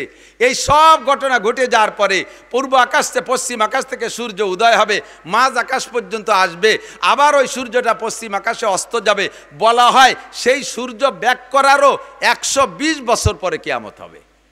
ওইটাও নির্দিষ্ট না, আনুমানিক 120 বছর পরে। আর এই জায়গা যারা বসা আছি 120 বছর আর সামনে বাঁচবো কোনো জানা আছে? কোনো গ্যারান্টি আছে? আরে আজকেই মরে যেতে পারি, কথা বলুন ঠিক ঠিক না? আর যারা ছোট থেকে ছোট 5-6 বছরে পোলা বানাইছে বসছে, অবশ্যই তার 120 বছরে জামানায় হায়াত পাবে না। কাজে আমি গ্যারান্টি দিয়ে বলতে পারি ওই কিয়ামত আমরা দেখব না। ও দোস্ত, এই কিয়ামত পর্যন্ত কোটি কোটি মানুষ হবে, সব মানুষের গোড়া একটা, ওই মানুষটা কোনো দুনিয়ার সাধারণ মানুষ না। আল্লাহ পাক রব্বুল আলামিন সৃষ্টি করে গোটা মানব জাতির রূহকে এক জায়গা করিয়া আদম আলাইহিস সালামকে বাছাই করে উনাকে নবুয়তি শিক্ষা দিয়া, আসমানি কিতাব শিক্ষা দিয়া, 104 খানা আসমানি কিতাবের এলেম শিক্ষা দিয়া আল্লাহ তাআলা তাকে দুনিয়ায় পাঠিয়েছেন। বলি না সুবহানাল্লাহ। আমাদের আব্বাজির নাম আদম আলাইহিস সালাম। বলেন আব্বাজির নাম কি? আদম আলাইহিস সালাম। বান্দর আমাদের আব্বা না, ঠিক কি ঠিক না? বান্দর আমাদের আব্বা না। তো আমাদের আব্বা যে আদম আলাইহিস সালাম থেকে শুরু হইয়া সর্বশেষ মানুষটা বিশ্বনবী মুহাম্মদুর রাসূলুল্লাহ, নবুয়তি সিরিয়ালে শেষ নবী মুহাম্মদুর রাসূলুল্লাহ। মুহাম্মদুর রাসূলুল্লাহর পরে আর কোন নবী আসবে? জোর হলো না? নগরকান্দার থেকে শুরু হইতে হবে, সালতার থেকে শুরু হইতে হবে। ইনশাআল্লাহ এই এলাকায় কোনো কাদিয়ানি ফিতনা থাকতে পারবে না, পারবে না। সমন্বয়ের বাংলাদেশ চলতেছে, সংশোধনের বাংলাদেশ চলতেছে, সংস্কারের বাংলাদেশ চলতেছে। বর্তমান সরকারের উপদেষ্টা মণ্ডলী যারা, তারা বিভিন্ন সেক্টরে সংস্করণ করতেছে। যেখানে যে ত্রুটি বিগতওয়ালারা করে রেখে গেছে, যে বিগতওয়ালারা করে রেখে গেছে সংবিধানের ভুল, সবগুলোকে সংস্করণ করে সাইজ করতেছে। কাজেই এই মুহূর্তে সংখ্যাগরিষ্ঠ মুসলিম কান্ট্রি বাংলাদেশের লক্ষ কোটি জনতার পক্ষ থেকে মাননীয় প্রধান উপদেষ্টার কাছে এবং উপদেষ্টা মণ্ডলীদের কাছে আমাদের মনে প্রাণের একটা প্রস্তাব, একটা দাবি, আপনারা সংস্করণ করবেন। বাংলাদেশে থাকবে বহুজাতিক মানুষের বাংলাদেশ। এর ভিতরে মুসলমান থাকবে, হিন্দুরা থাকবে, খ্রিস্টানরা থাকবে, বুদ্ধরা থাকবে, কাফেরও থাকবে, ইহুদি থাকবে, নাসারা থাকবে, সবাই থাকবে, কাদিয়ানিরাও থাকবে, সবাই থাকবে। তবে যার যার নিজ নিজ ব্যানারে পরিচয় দিয়ে থাকবে। কথা বলুন ঠিক ঠিক না? মুসলমানের ব্যানারে থাকবে, মুসলমানের ব্যানারে কোনো অমুসলমান থাকতে পারবে না। কাদিয়ানি গ্রুপ এরা নিজেদের পরিচয় দেয়, কয় আহমাদি মুসলিম জামাত। আপনারা জানেন কি জানেন না জানি না, তাদের নবী দাবি করে তারা গুলাম আহমদ কাদিয়ানিকে। ও কি সত্য না মিথ্যা? ও মোমেন না কাফের? আমার নবীর এগেনস্টে, আমার আল্লাহর এগেনস্টে যদি কেউ খুদাই দাবি করে সেও যেমন কাফের। আমার নবীর এগেনস্টে আরেকজন যদি নবী দাবি করে সেও কাফের। আর তাকে যারা নবী মানবে তারাও কাফের। আর এই কাফের এই কাদিয়ানিকে যারা কাফের বলতে লজ্জা পাবে, কাফের বলতে ভয় পাবে, কাফের স্বীকৃতি দিতে এলোমেলো করবে, তারাও কাফের। তাদেরকে কাফের বলার স্লোগানের সময় যারা মুখ বন্ধ করে রাখবে তাদেরও ঈমানের মধ্যে ত্রুটি আছে। বিগত সরকার বিএনপি সরকারের কাছেও দাবি জানাইতাম, আমরা আমলিগ সরকারের কাছেও দাবি জানাইছি, কাদিয়ানীদেরকে বাংলাদেশে বসবাস করবে না তা না, তাদের থাকতে নিষেধ করি না, তারা থাকবে, তবে তাদের কাফের ব্যানারের অধীনে থাকবে, তারা মুসলিম জামাতের অধীনে থাকতে পারবে। যেহেতু সংস্কারের যুগ চলতেছে, মিডিয়ার মাধ্যমে পাঠায় দেব, সংস্কার যারা আছেন উপদেষ্টা মণ্ডলী, এখানে আপনারা সংস্করণ করবেন। বাংলাদেশে কোনো কাদিয়ানি মুসলমানের নামে থাকতে পারবে না, তারা কাফেরের নামে থাকবে, তাদেরকে কাফের ঘোষণা দিতে হবে। কথা বলুন ঠিক ঠিক না? আমাদের নবী মুহাম্মাদুর রাসূলুল্লাহ সাল্লাল্লাহু আলাইহি ওয়াসাল্লাম, আমার নবী নিজেই বলেন, আনা খাতামুন নবিয়্যিন লা নাবিয়্যা বাদি, আমি শেষ নবী, আমার পরে আর কোনো নবী আসবে না, আর কোনো নবীর দরকারও হবে না। ঠিক কি ঠিক না? আমার নবী এসেছিলেন এই মাসে, আমার নবী চলে গেছেন এই মাসে। আসছিলেন নবী 63 বছর আগে, চলে গেছেন 63 বছর আগে। একটু ঠান্ডা মাথায় বুঝে নিতে হবে দুইটা কথা। এ কথার পরে আমি আলোচনার দিকে চলে যাব। দুইটা কথা বুঝে নিতে হবে, যেহেতু মাসের পর তাকা যায়, আর তো আপনাদের এলাকায় 12ই রবিউল আউয়ালের আগে আমি ফিল্ড পাচ্ছি না, কাজেই আজকে বলবো, কেউ বেখেয়াল হবেন না। দুইটা কথা, একটা হলো একটা লোক জন্ম নেছে যে টাইমে 63 বছর আগে জন্ম নেছে, তার জন্মের দিনটা বড় আনন্দের ছিল। বিশেষ করে যদি কোনো ফ্যামিলিতে শুধু কন্যা সন্তান হয়, 4-5টা মেয়ে হয়েছে, 4-5টা মেয়ে হওয়ার পরে তাও তা আবার কালা কালা মেয়ে হয়েছে, বাপে পরপরে গুটিখানিক মাইয়ে দেখিয়ে মনটা খুব খারাপ, স্ত্রীর সাথে কথাই কয় না। হঠাৎ করে শেষবার অতর্কিতভাবে আল্লাহ তাআলা আবার একটা বাচ্চা দিয়ে ফেলাইছে। এই বাচ্চাটা পুত্র সন্তান, চেহারাটা একেবারে উজ্জ্বল, চাঁদের মতো ফুটফুটে। এই 6টা মাইয়ে যে আগে কালা হয়েছে, তাদের পর যে অসন্তুষ্ট ছিল, সব মুছে যাবে, সব ধুয়ে যাবে একটা নেককার এরকম সুদর্শন পুত্র সন্তান দেখে। ঠিক না? কত খুশি, সে খুশি, তার বউ খুশি, পুরো তার বোনগুলো, তা কি বলা হয়, সে বাচ্চাটার বোনরা খুশি, বাড়ির সবাই খুশি। এই তার জন্মদিনে একটা মহা আনন্দ হয়েছে। তারপরের থেকে নিয়ে প্রত্যেক বছর তার জন্মদিন উপলক্ষে একটা কেক কাটাকাটিও বাঙালিরা করে থাকে, এটা যদিও কুপ্রথা, একটা আনন্দ করে থাকে। এভাবে চলছে তার জীবন ভরে। হঠাৎ করে লোকটা মারা গেছে, যুবকটা, যখন তার বয়স হয়েছে 26, 27, 28, টলমলে যুবক, দেখতে তো সেরকম নায়ক। গ্যাঞ্জাম ফাসাদ, গন্ডগোল ফাসাদের ভিতরে যুবকটা মারা গেছে। বলেন তো, তার এই 28 বছর পর্যন্ত তার মা বাপ যে পরিমাণ আনন্দ পেয়েছিল, স্বাদ পেয়েছিল, উপভোগ করছে আনন্দ, তার এই 27-28 বছরের সমস্ত আনন্দ আজকে ছেলেটা ওই যৌবনকালে, ভরা যৌবনে ছেলেটা মারা গেলে তার সারা জীবনের সমস্ত আনন্দকে শেষ করে দিছে না? বাকি জীবনে ওই আব্বা মা আর যতদিন বেঁচে থাকবে, ওই ছেলেটার জন্মদিন উপলক্ষে কি আর কেক কাটবে, নাকি মৃত্যুদিন উপলক্ষে তার শোক পালন করবে? মৃত্যুদিন উপলক্ষে তার শোক পালন করবে, তার জন্মদিনের আনন্দ শেষ হয়ে গেছে। ঠিক কি ঠিক না? আমার নবী, আপনার নবী, বিশ্ব নবী মুহাম্মাদুর রাসূলুল্লাহ জন্ম নিয়েছিলেন, ধরে নিলাম 12ই রবিউল আউয়াল। 63 বছর আগে তার জন্মের সময় সারাটা দুনিয়া আনন্দে আনন্দিত ছিল। কিন্তু 63 বছর পরে আইসা যখন সাহাবায়ে কিরামদেরকে এতিম করে রেখে নবী 12ই রবিউল আউয়াল চলে গেছে, দুনিয়ার থেকে বিদায় নিয়েছেন, এখন কি নবীর জন্মদিনের আনন্দ অন্তরে থাকবে, নাকি মৃত্যুদিন উপলক্ষে শোক থাকবে? মৃত্যুদিন উপলক্ষে শোক থাকবে। ঠিক ঠিক না? 12ই রবিউল আউয়াল কাজেই সমস্ত মুসলমানদের আনন্দের দিন নয়, আনন্দের দিন চলে গেছে আগে, এটা আমাদের শোকের দিন। শোকের দিনটা আমরা শোক পালন করব। সেই শোকের পরিবর্তে ইহুদ নাসারারা কুচক্র করে আমাদের ভিতরে সেই দিনটাকে 12ই রবিউল আউয়াল এক শ্রেণী মানুষের মাধ্যমে নবীর জন্মদিবস উপলক্ষ তৈরি করে আমাদের শোককে অন্তর থেকে দূর করে দিয়ে সেটাকে আনন্দ উদযাপন করায়, ঈদে মিলাদুন নবী হিসেবে আমাদেরকে দিয়ে উদযাপন করায়। এটা আমাদের নবীর সাথে বেয়াদবি ছাড়া আর কিছুই না।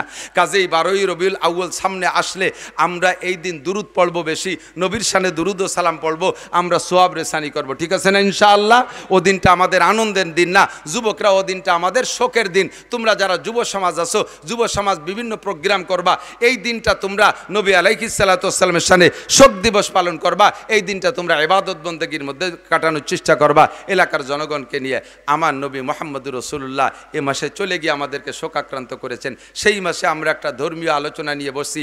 এখন বাংলাদেশে যে অবস্থা, প্রেক্ষাপটটা সকলেই জানতেছেন। আমরা এক ধরনের আনন্দ উপলব্ধি করতেছি, সেটা হলো বিশেষ করে উলামায়ে কিরামের দিক তাকান। আমরা দীর্ঘদিন পর্যন্ত শুধু এক সরকারকে আমি দোষ দেই না, কোনোদিন আমি একতরফা দোষ দেই না। সর্বকালে বিএনপির আমলও দেখেছি, এরশাদ সাহেবের আমলও দেখেছি, আওয়ামী লীগের আমলও দেখেছি। যে সরকার যখন তাকে উলামায়ে কিরাম বক্তারা মাঠে আইসে, সেই সরকারের একটু তেল মেরিয়ে কথা বলা লাগে। সেই সরকারের তেল মেরিয়ে কথা বলা লাগে, সেই সরকারের আনুগত্য নিয়ে কথা বলা লাগে, তাদের পরামর্শ নিয়ে কথা বলা লাগে। আল্লাহর রহমতে বর্তমানে এই সময়টা আমাদের চলতেছে উন্মুক্ত পরিবেশ। আমরা কোরআন সুন্নাহকে সামনে নিয়ে মানুষের দোষ ত্রুটি কী আছে এগুলো আমরা আলোচনা সমালোচনা করার অধিকার রাখি। আমাদের বাধা দেওয়ার আর কেউ নাই। কথা বলেন ঠিক কি ঠিক না? উন্মুক্ত পরিবেশে আমি আপনাদের কাছে জানতে চাই, এই পরিবেশটা আমরা কেন তৈরি করছি? যুবকদের চেষ্টায় ছাত্রদের আন্দোলনে আমরা সকলে সহযোগিতা কইরা একটা পরিবেশ তৈরি করেছি। এই পরিবেশটার উদ্দেশ্যই হলো আমরা বাংলাদেশে বড় অশান্তির মধ্যে ছিলাম, এখন আমরা শান্তিকামী বাঙালি, শান্তিকামী জাতি, আমরা কিভাবে শান্তি পেতে পারি এই শান্তির স্লোগান তুলেছি। কথা বলুন ঠিক ঠিক না? অফিসে আমাদের শান্তি ছিল না, থানায় আমাদের শান্তি ছিল না, সেটেলমেন্টে আমাদের শান্তি ছিল না, এসিল্যান্ডে আমাদের শান্তি ছিল না, দলিল লেখারও জায়গা আমাদের শান্তি নাই, এলজিডির মধ্যে আমাদের শান্তি নাই, এমপির কাছে আমাদের শান্তি নাই, চেয়ারম্যানের কাছে আমাদের শান্তি নাই, উপজেলায় যায় আমাদের শান্তি নাই, যে জায়গা যাই সে জায়গায় অশান্তি। অথচ তারা আমাদের সাথে, তারা আমাদেরকে মাঠে নামাইছে বিশাল শান্তির স্লোগান দিয়ে। প্রত্যেকটা নির্বাচন, মেম্বার বলেন, চেয়ারম্যান বলেন, উপজেলা বলেন, এমপি বলেন, সকলে একটা নির্বাচনের সময় স্লোগান দেয় না? স্লোগান আমরাই তো দেই, নেতারা সামনে থাকে, তাদের তেল মারার জন্য আমরা স্লোগান দেই, বোতল ভাইকে দিলে ভোট, শান্তি পাবে দেশের লোক। ঠিক ঠিক না? আমি নাম কই না, কারণ কার নাম কব আবার কোন নামে মিশে যাবে, সে আবার কোন জায়গায় দাঁড়ায় রয়েছে, হুজুর আসো, আমার আবার অ্যাটাক করে নাকি তা আল্লাহ জানে। আর এমনি তো বাড়ি এলো গোপালগঞ্জ, মহাবিপদ নিয়ে ঘুরতেছি, এমন খালি নাম পরিচয় দিতে, গোপালগঞ্জ পরিচয় দিতে আপাতত ভয় লাগতেছে। তো দোস্ত, শান্তির স্লোগান যারা দেশে তাদের পিছনে আমরাই তো নাচছি। ঠিক ঠিক না? অমুক ভাইকে দিলে ভোট, শান্তি পাবে দেশের লোক। এইভাবে কয়েকটা নির্বাচন চলে গেছে, তাদেরকে আমরা শান্তির লোভে তাদের পিছনে ঘুরে ঘুরে স্লোগান দিছি। এখন দেখি আমরা স্লোগান দিয়ে আমরা যার যার কায়দায় সেই জায়গায় আছি, যাদের ভোট দিলি শান্তি পাবো তারাই অশান্তিতে, মহা অশান্তিতে। রমজান আসার আগেই তারা সব এতেকাফে বসে গেছে, বলি না? সেই সমস্ত বাঘা বাঘা নেতাকে যদি বলতো ইমাম সাহেব, মসজিদের ইমাম সাহেব, রমজান মাসে স্যার এবার তো রমজানে এতেকাফ করার লোক পাচ্ছি না, আপনি মন্ত্রী মহোদয় একটু এতেকাফে বসেন 10 দিন, আপনি উপজেলা চেয়ারম্যান একটু 10 দিনের জন্য এতেকাফে বসেন, আপনি ইউনিয়ন চেয়ারম্যান যদি 10 দিনের জন্য একটু এতেকাফে বসেন, এতেকাফের কেউরে পাচ্ছি না, এটা সুন্নতে মুআক্কাদা কিফায়া, যদি ছুটে যায় তাহলে তো সবাই গুনাহগার হব। আপনি জনপ্রতিনিধি নেতা, এটা আপনার উপরে দায়িত্ব, আগে এতেকাফে বসেন। তাহলে এই কথা বলার সাথে সাথে ইমাম সাহেবের চাকরি থাকবে না। ইমাম সাহেব ননসেন্স, তোমার কোনো কমন সেন্স নাই, তুমি আমাকে বলো এতেকাফ করতে, আমি যদি 10 দিন মসজিদে এতেকাফে বসে থাকি তাহলে আমার উম্মতের কি উপায় হবে? আমি একটা ওয়ার্ড মেম্বার, এই রমজান মাসে তাদের ত্রাণ দিতে হবে, তাদের ভিজিএফ কার্ড দিতে হবে, আমি ইউনিয়ন চেয়ারম্যান, উম্মতের কত চিন্তা আমার মাথায়, আমি উপজেলার চেয়ারম্যান, গোটা উপজেলার দায়িত্ব আমার কাছে, আমি এমপি, আমার সিটের দায়িত্ব, আমি মন্ত্রী, মন্ত্রণালয়ের দায়িত্ব, আমারে তুমি এতেকাফে বসা দিতে চাও, এটা মোল্লা মুন্সিকে কাম। কিছু ওয়াকেজো, কিছু আথাল কুড়িয়ে বুড়ো, আতাল কুড়িয়ে বুঝো, বুড়ো গরু যেগুলো হাল চাষ করতে পারে তারা তো সক্রিয় গরু, আর কিছু গরু থাকে বেশ বয়স হয়ে গেছে, ওগুলো আতালে বান্ধা থাকে, কোনো কাম কাজ করে না, ওকে আতাল কুড়িয়ে। প্রায় বাড়ি বাড়ি 2-1টা বুড়ো মানুষ আতাল কুড়িয়েছে, এতেকাফ করবে তারা, তুমি আমি মন্ত্রীকে বলো কেন? আল্লাহ পাক রব্বুল আলামিন বলেন, হে মন্ত্রীরা, হে উপজেলা চেয়ারম্যানরা, এমপি মহোদয়, যদি রমজানে 10টা দিন এতেকাফ করতি, বছরে একটা চিল্লে যদি আল্লাহর রাস্তায় দিতি, তাহলে রমজান আসার আগে ওয়াসমা তোদেরকে ওই জেলখানার এতেকাফে বসাই দিতাম না। কথা বলেন ঠিক ঠিক না? তোমাদেরকে ভোট দিয়েছে জনগণ, তোমাদের পিছনে নাচছে জনগণ শান্তির লোভে, আজকে তোমরাই অশান্তিতে। এবং কত বড় অশান্তি, আমি মাঝে মাঝে বলে থাকি, 8টা জান্নাতের ভিতরে শ্রেষ্ঠ জান্নাত ফেরদাউস। শ্রেষ্ঠ জান্নাত কি? ফেরদাউস। 7টা দোজকের মধ্যে শ্রেষ্ঠ দোজক ওয়াইল। শ্রেষ্ঠ দোজক কি? সবচাইতে কঠিন দোজকের নাম ওয়াইল। এই ওয়াইল শ্রেষ্ঠ দোজক আর ফেরদাউস শ্রেষ্ঠ জান্নাত, এই দুইটাতে যাবে কারা? এই ওয়াইল দোজক আর ফেরদাউস জান্নাতের বাসিন্দা কারা হবে? কয় শ্রেষ্ঠ নবী মুহাম্মদুর রাসূলুল্লাহ সাল্লাল্লাহু আলাইহি সাল্লামের উম্মত জান্নাতুল ফেরদাউসে যাবে, অন্য কোন নবীর উম্মত ফেরদাউস জান্নাতে যাবে না। আর উম্মতে মুহাম্মাদি ওয়াইল দোজকে যাবে, অন্য কোন নবীর উম্মত ওয়াইল দোজকে যাবে না। কারণ যারা শান্তিরও সবচাইতে শ্রেষ্ঠ শান্তির দাবিদার অধিকারী হবে, যাদের নামে বরাদ্দ আছে শ্রেষ্ঠ জান্নাত, শ্রেষ্ঠ শান্তি, সেই জাতি যাবে শ্রেষ্ঠ জাহান্নামে। সাধারণ কয়েদি যারা আছেন, আপনারা এলাকায় একটু কিলি মারামারি ঘুষোঘুষি করে টেরে একটু কেসে পড়ে জেলখানা যান, আপনাকে জেলখানা হলো বাড়ির দ্বারে ফরিদপুর, আপনারা সুখ শান্তি এই সমস্ত সালতা নগরকান্দার বাজার দিয়ে, আর আপনাদের জেলখানা ফরিদপুরের জেলখানা।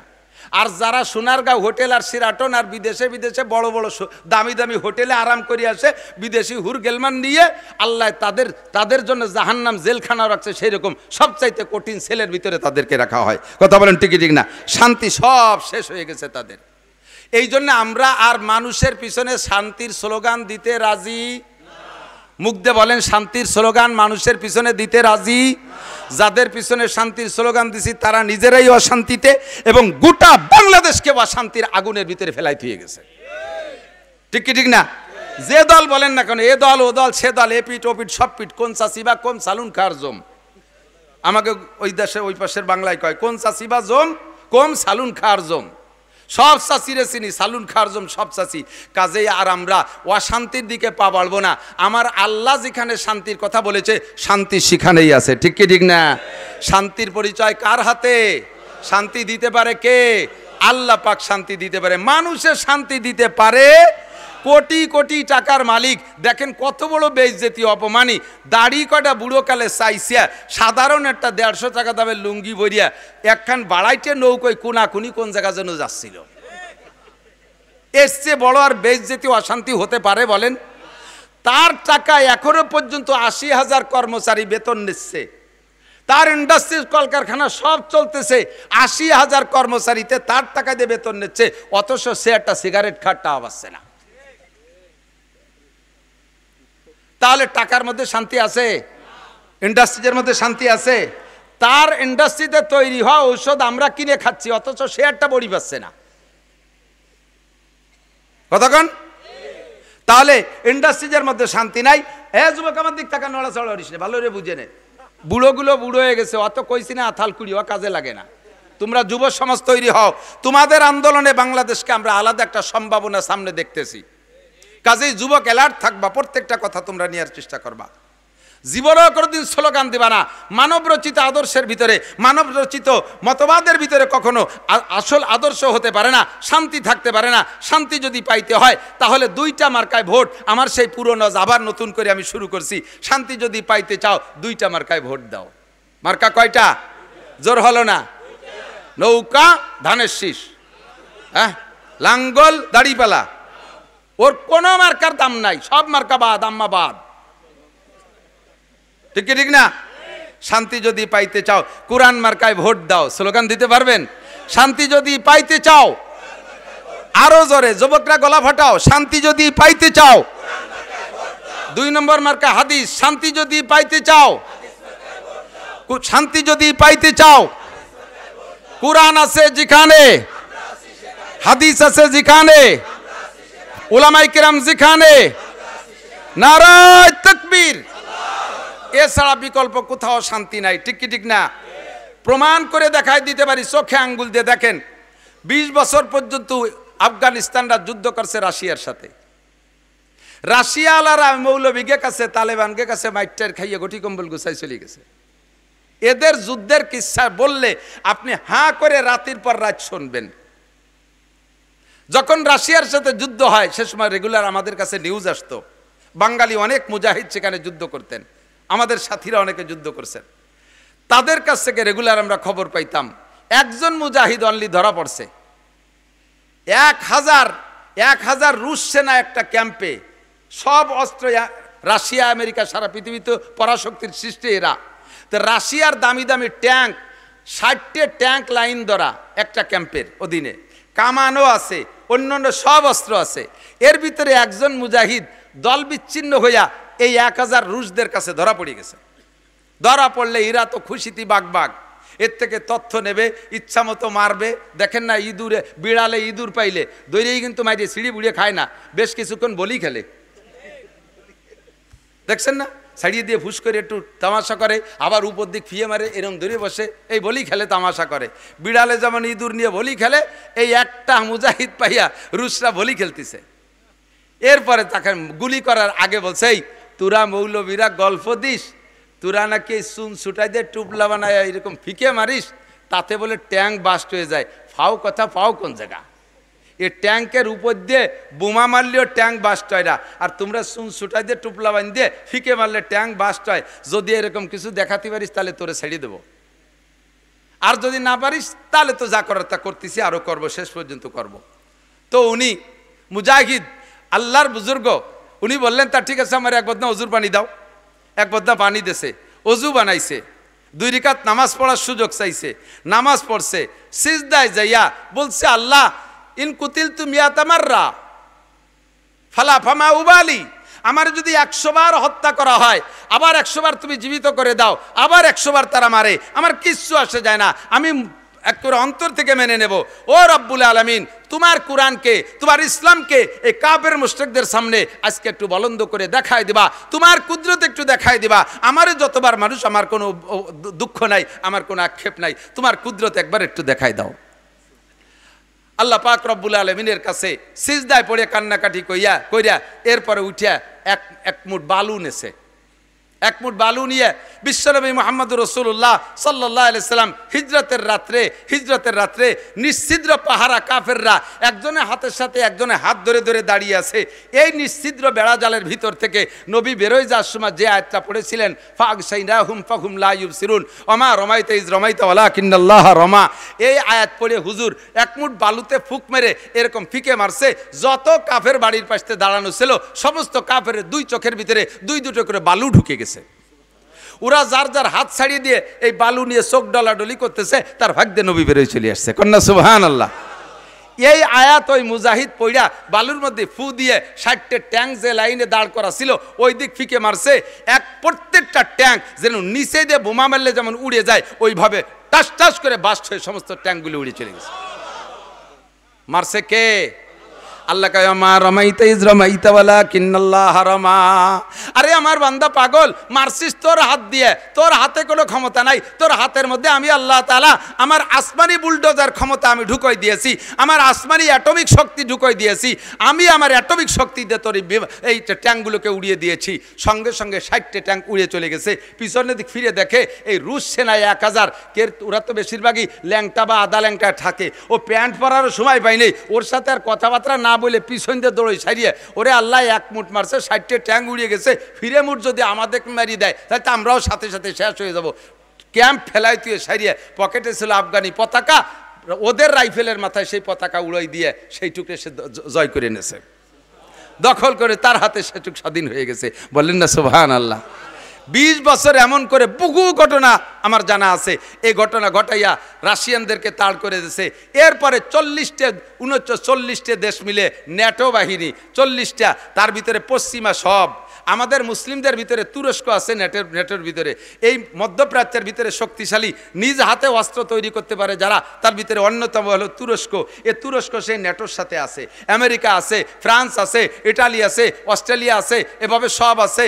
এই সব পরাশক্তিগুলো মিলে 40টা দেশ মিলে ন্যাটো, এই ন্যাটো বাহিনীর সাথে আফগানি মুল্লারা স্রেফ ক্লাসিনকোভ, চায়না পাকিস্তানি ক্লাসিনকোভ রাইফেল, এটুক রাইফেল, ওই দিয়ে গুলি করিয়া তাদের বিমান, তাদের হেলিকপ্টার, তাদের ট্যাঙ্ক, তাদের সমস্ত অস্ত্রকে একেবারে ধুলাই উড়াই দিয়া তাদেরকে ওইভাবে বিদায় দেশে গলায় জুতোর মালা দিয়া এই মোল্লারা, এখন মোল্লাদের হাতে মাত্র 2 বছর, মাত্র 2টা জিনিস তাদের হাতে, 2টা মার্কায় তারা ভোট দেশে। 1 নম্বরে কোরআন মার্কা, 2 নম্বরে হাদিস মার্কা। মেয়েরা বেপর্দা করবে না, পুরুষটা বেনামাজি থাকবে না, অফিসে নামাজ হতে হবে, কলেজে নামাজ হতে হবে, হাই স্কুলে নামাজ হতে হবে, কোনো মুসলমান বেনামাজি থাকবে না, বেপর্দায় কোনো পার্কে বসে বসে তসবিহ টিপি করতে পারবে না, সুদ চলবে না, ঘুষ চলবে না, আকাম চলবে না, সব কিছু বন্ধ করে দিয়েছে। মাত্র 2 বছরে আল্লাহ তাআলা তাদের কি বরকত দেখাইছেন।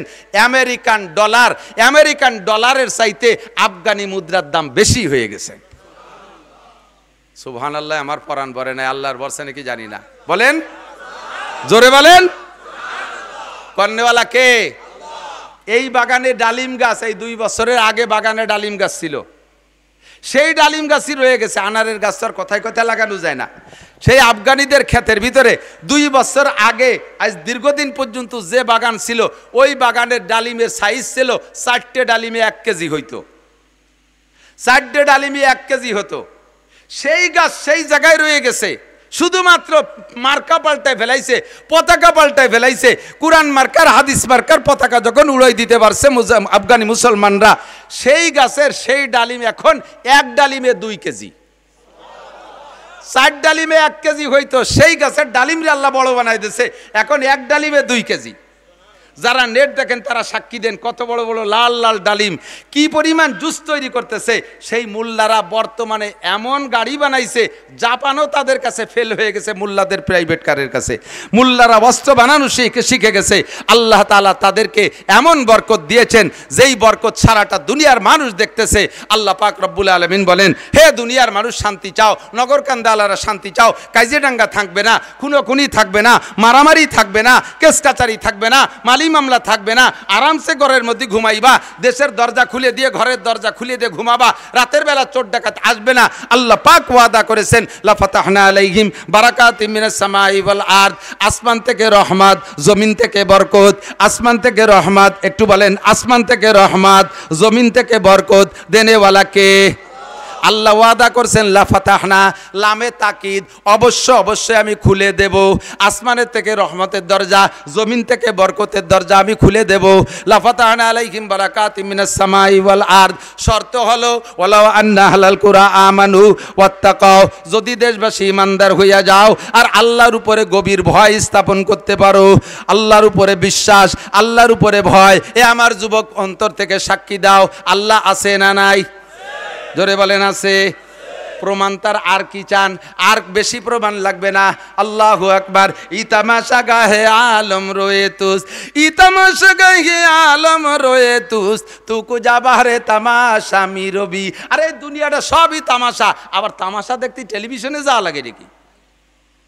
তামাশা দেখতে সিনেমায় যা লাগে, জগৎটাই তামাশা। কথা কন না কে? আল্লাহর কুদরত দেখতে বেশি দূর যাওয়া লাগে না। তোমার সামনে, চোখের সামনে আল্লাহ কুদরত দেখায় দিয়েছে। বিগত সরকারের হাতে সরকারি পাওয়ার, বোঝেন? আমলিগ বিএনপি এক সাইডে সকলকে শিক্ষা দেওয়ার জন্য বলছে, কথা মনে রাখবেন। ফাতাবিরু ইয়া উলিল আবসার, আল্লাহ পাকের স্বভাব। বড় বড় কাফেরদের একটা কিসসা কোরআন শরীফের মধ্যে বইলে, ফিরাউনরে এভাবে ধ্বংস করছি বইলে লাস্টে কয় ফাতাবিরু ইয়া উলিল আবসার, এ দুনিয়ার জ্ঞানী গুণী বুদ্ধিজীবী যারা আছো, ওখান থেকে তোমরা শিক্ষা গ্রহণ করো। দোয়া পড়ি, কারেন্ট চলে যা দোয়া, ইন্না লিল্লাহি ওয়া ইন্না ইলাইহি রাজিউন।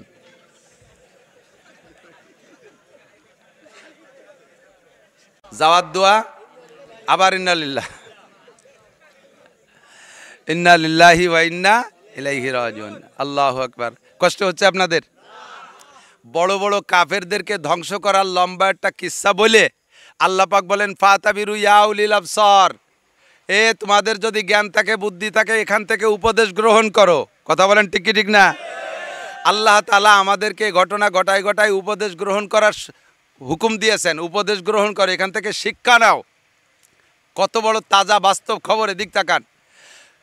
নবী আলাইহিস সালাতু ওয়াস সালামের বদরের যুদ্ধে মুসলমান 313 জন। কয়জন মুসলমান? কয়জন?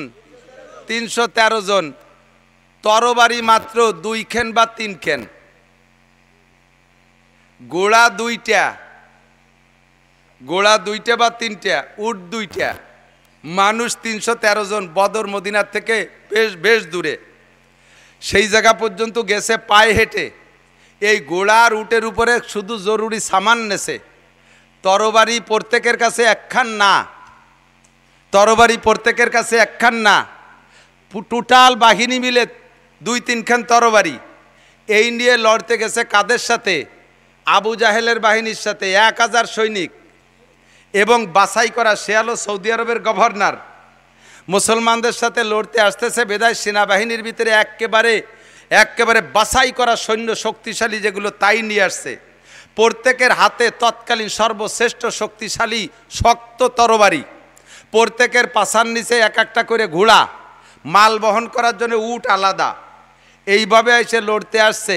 বেশিক্ষণ টিকতে পারে নাই, 2-5 দিন 10 দিনও না, মাত্র 1 দিনের কিছুক্ষণ টাইমের ভিতরে 313 জন মুসলমানের 3 খান তরবারির সামনে তারা ধরাশায়ী হইয়া একেবারে 70 জন জায়গায় জাহান্নামী, 70 জন অ্যারেস্ট হয়ে গেছে, বাকিরা পলাই চলে গেছে, সমস্ত মাল ফেলাই দিয়ে গেছে, পরনের কাপড়টা পর্যন্ত পরে যেতে পারে নাই। ফাতাবিরু ইয়া উলিল আবসার, এ কাম করতে পারে কে? নিরস্ত্র যে থাকে, অস্ত্র যার কম থাকে তার পক্ষে আল্লাহ থাকে। যদি আমি ভুল করি তাহলে আমার পক্ষে আল্লাহ থাকবে না। সরকারের সাথে সরকারি পাওয়ার, সরকারের সাথে সেনাবাহিনী, সরকারের সাথে বিডিআর, সরকারের পক্ষে র্যাব, সরকারের সাথে পুলিশ, সরকারের সাথে আনসার, সব কিছু নিরস্ত্র যুবকদের ধাক্কায় স্লোগানে সরকার সব কিছু ছেড়ে দিয়ে চলে গেল। সরকার সব কিছু ছেড়ে দিয়ে চলে গেল। এ জায়গা কার কুদরত? কার কুদরত? এই কুদরত পাইয়া তোমরা বেশি ইতরেইও না, লাফাইও না। বেশি এই কুদরত, আল্লাহর কুদরত দেখাই দিয়েছে। এখন ক্ষমতা পেয়ে যদি তোমরা আবার তাদের চাইতে বেশি বাড়াবাড়ি করো, আল্লাহ তাআলা কান ধরে আবার তাদেরকে এনে তোমাদেরকে তাদের হাতে মার খাওয়াইতে পারে। কথা বলেন ঠিক ঠিক না? বেশি বেয়াদবি উশৃঙ্খলা করলে আল্লাহ তাআলা এক দল দিয়ে আর এক দলকে সাইজ করে। আল্লাহ তাআলা নিজেই কখনো যুদ্ধই অস্ত্র নিয়ে আসে না যুদ্ধ করতে। আল্লাহ পাক রব্বুল আলামিন তার কুদরতে যুদ্ধ করায় বিনা অস্ত্রে। দেখেন এত বড় সরকারকে কিভাবে আল্লাহ তাআলা পতন ঘটায় দিয়েছে। ফাতাবিরু ইয়া উলিল আবসার। বলতে চাইছে ওই কথাটাই, শান্তি দেয় কে?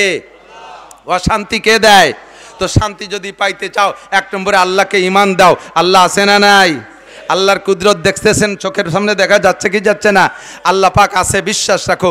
দুই নম্বরে আল্লাহকে ভয় করো। যুবক আল্লাহকে ভয় করো, বুড়ো আল্লাহকে ভয় পান, আরে সবাই আল্লাহকে ভয় পান। ভয় পার আরবি শব্দ হলো তাকওয়া।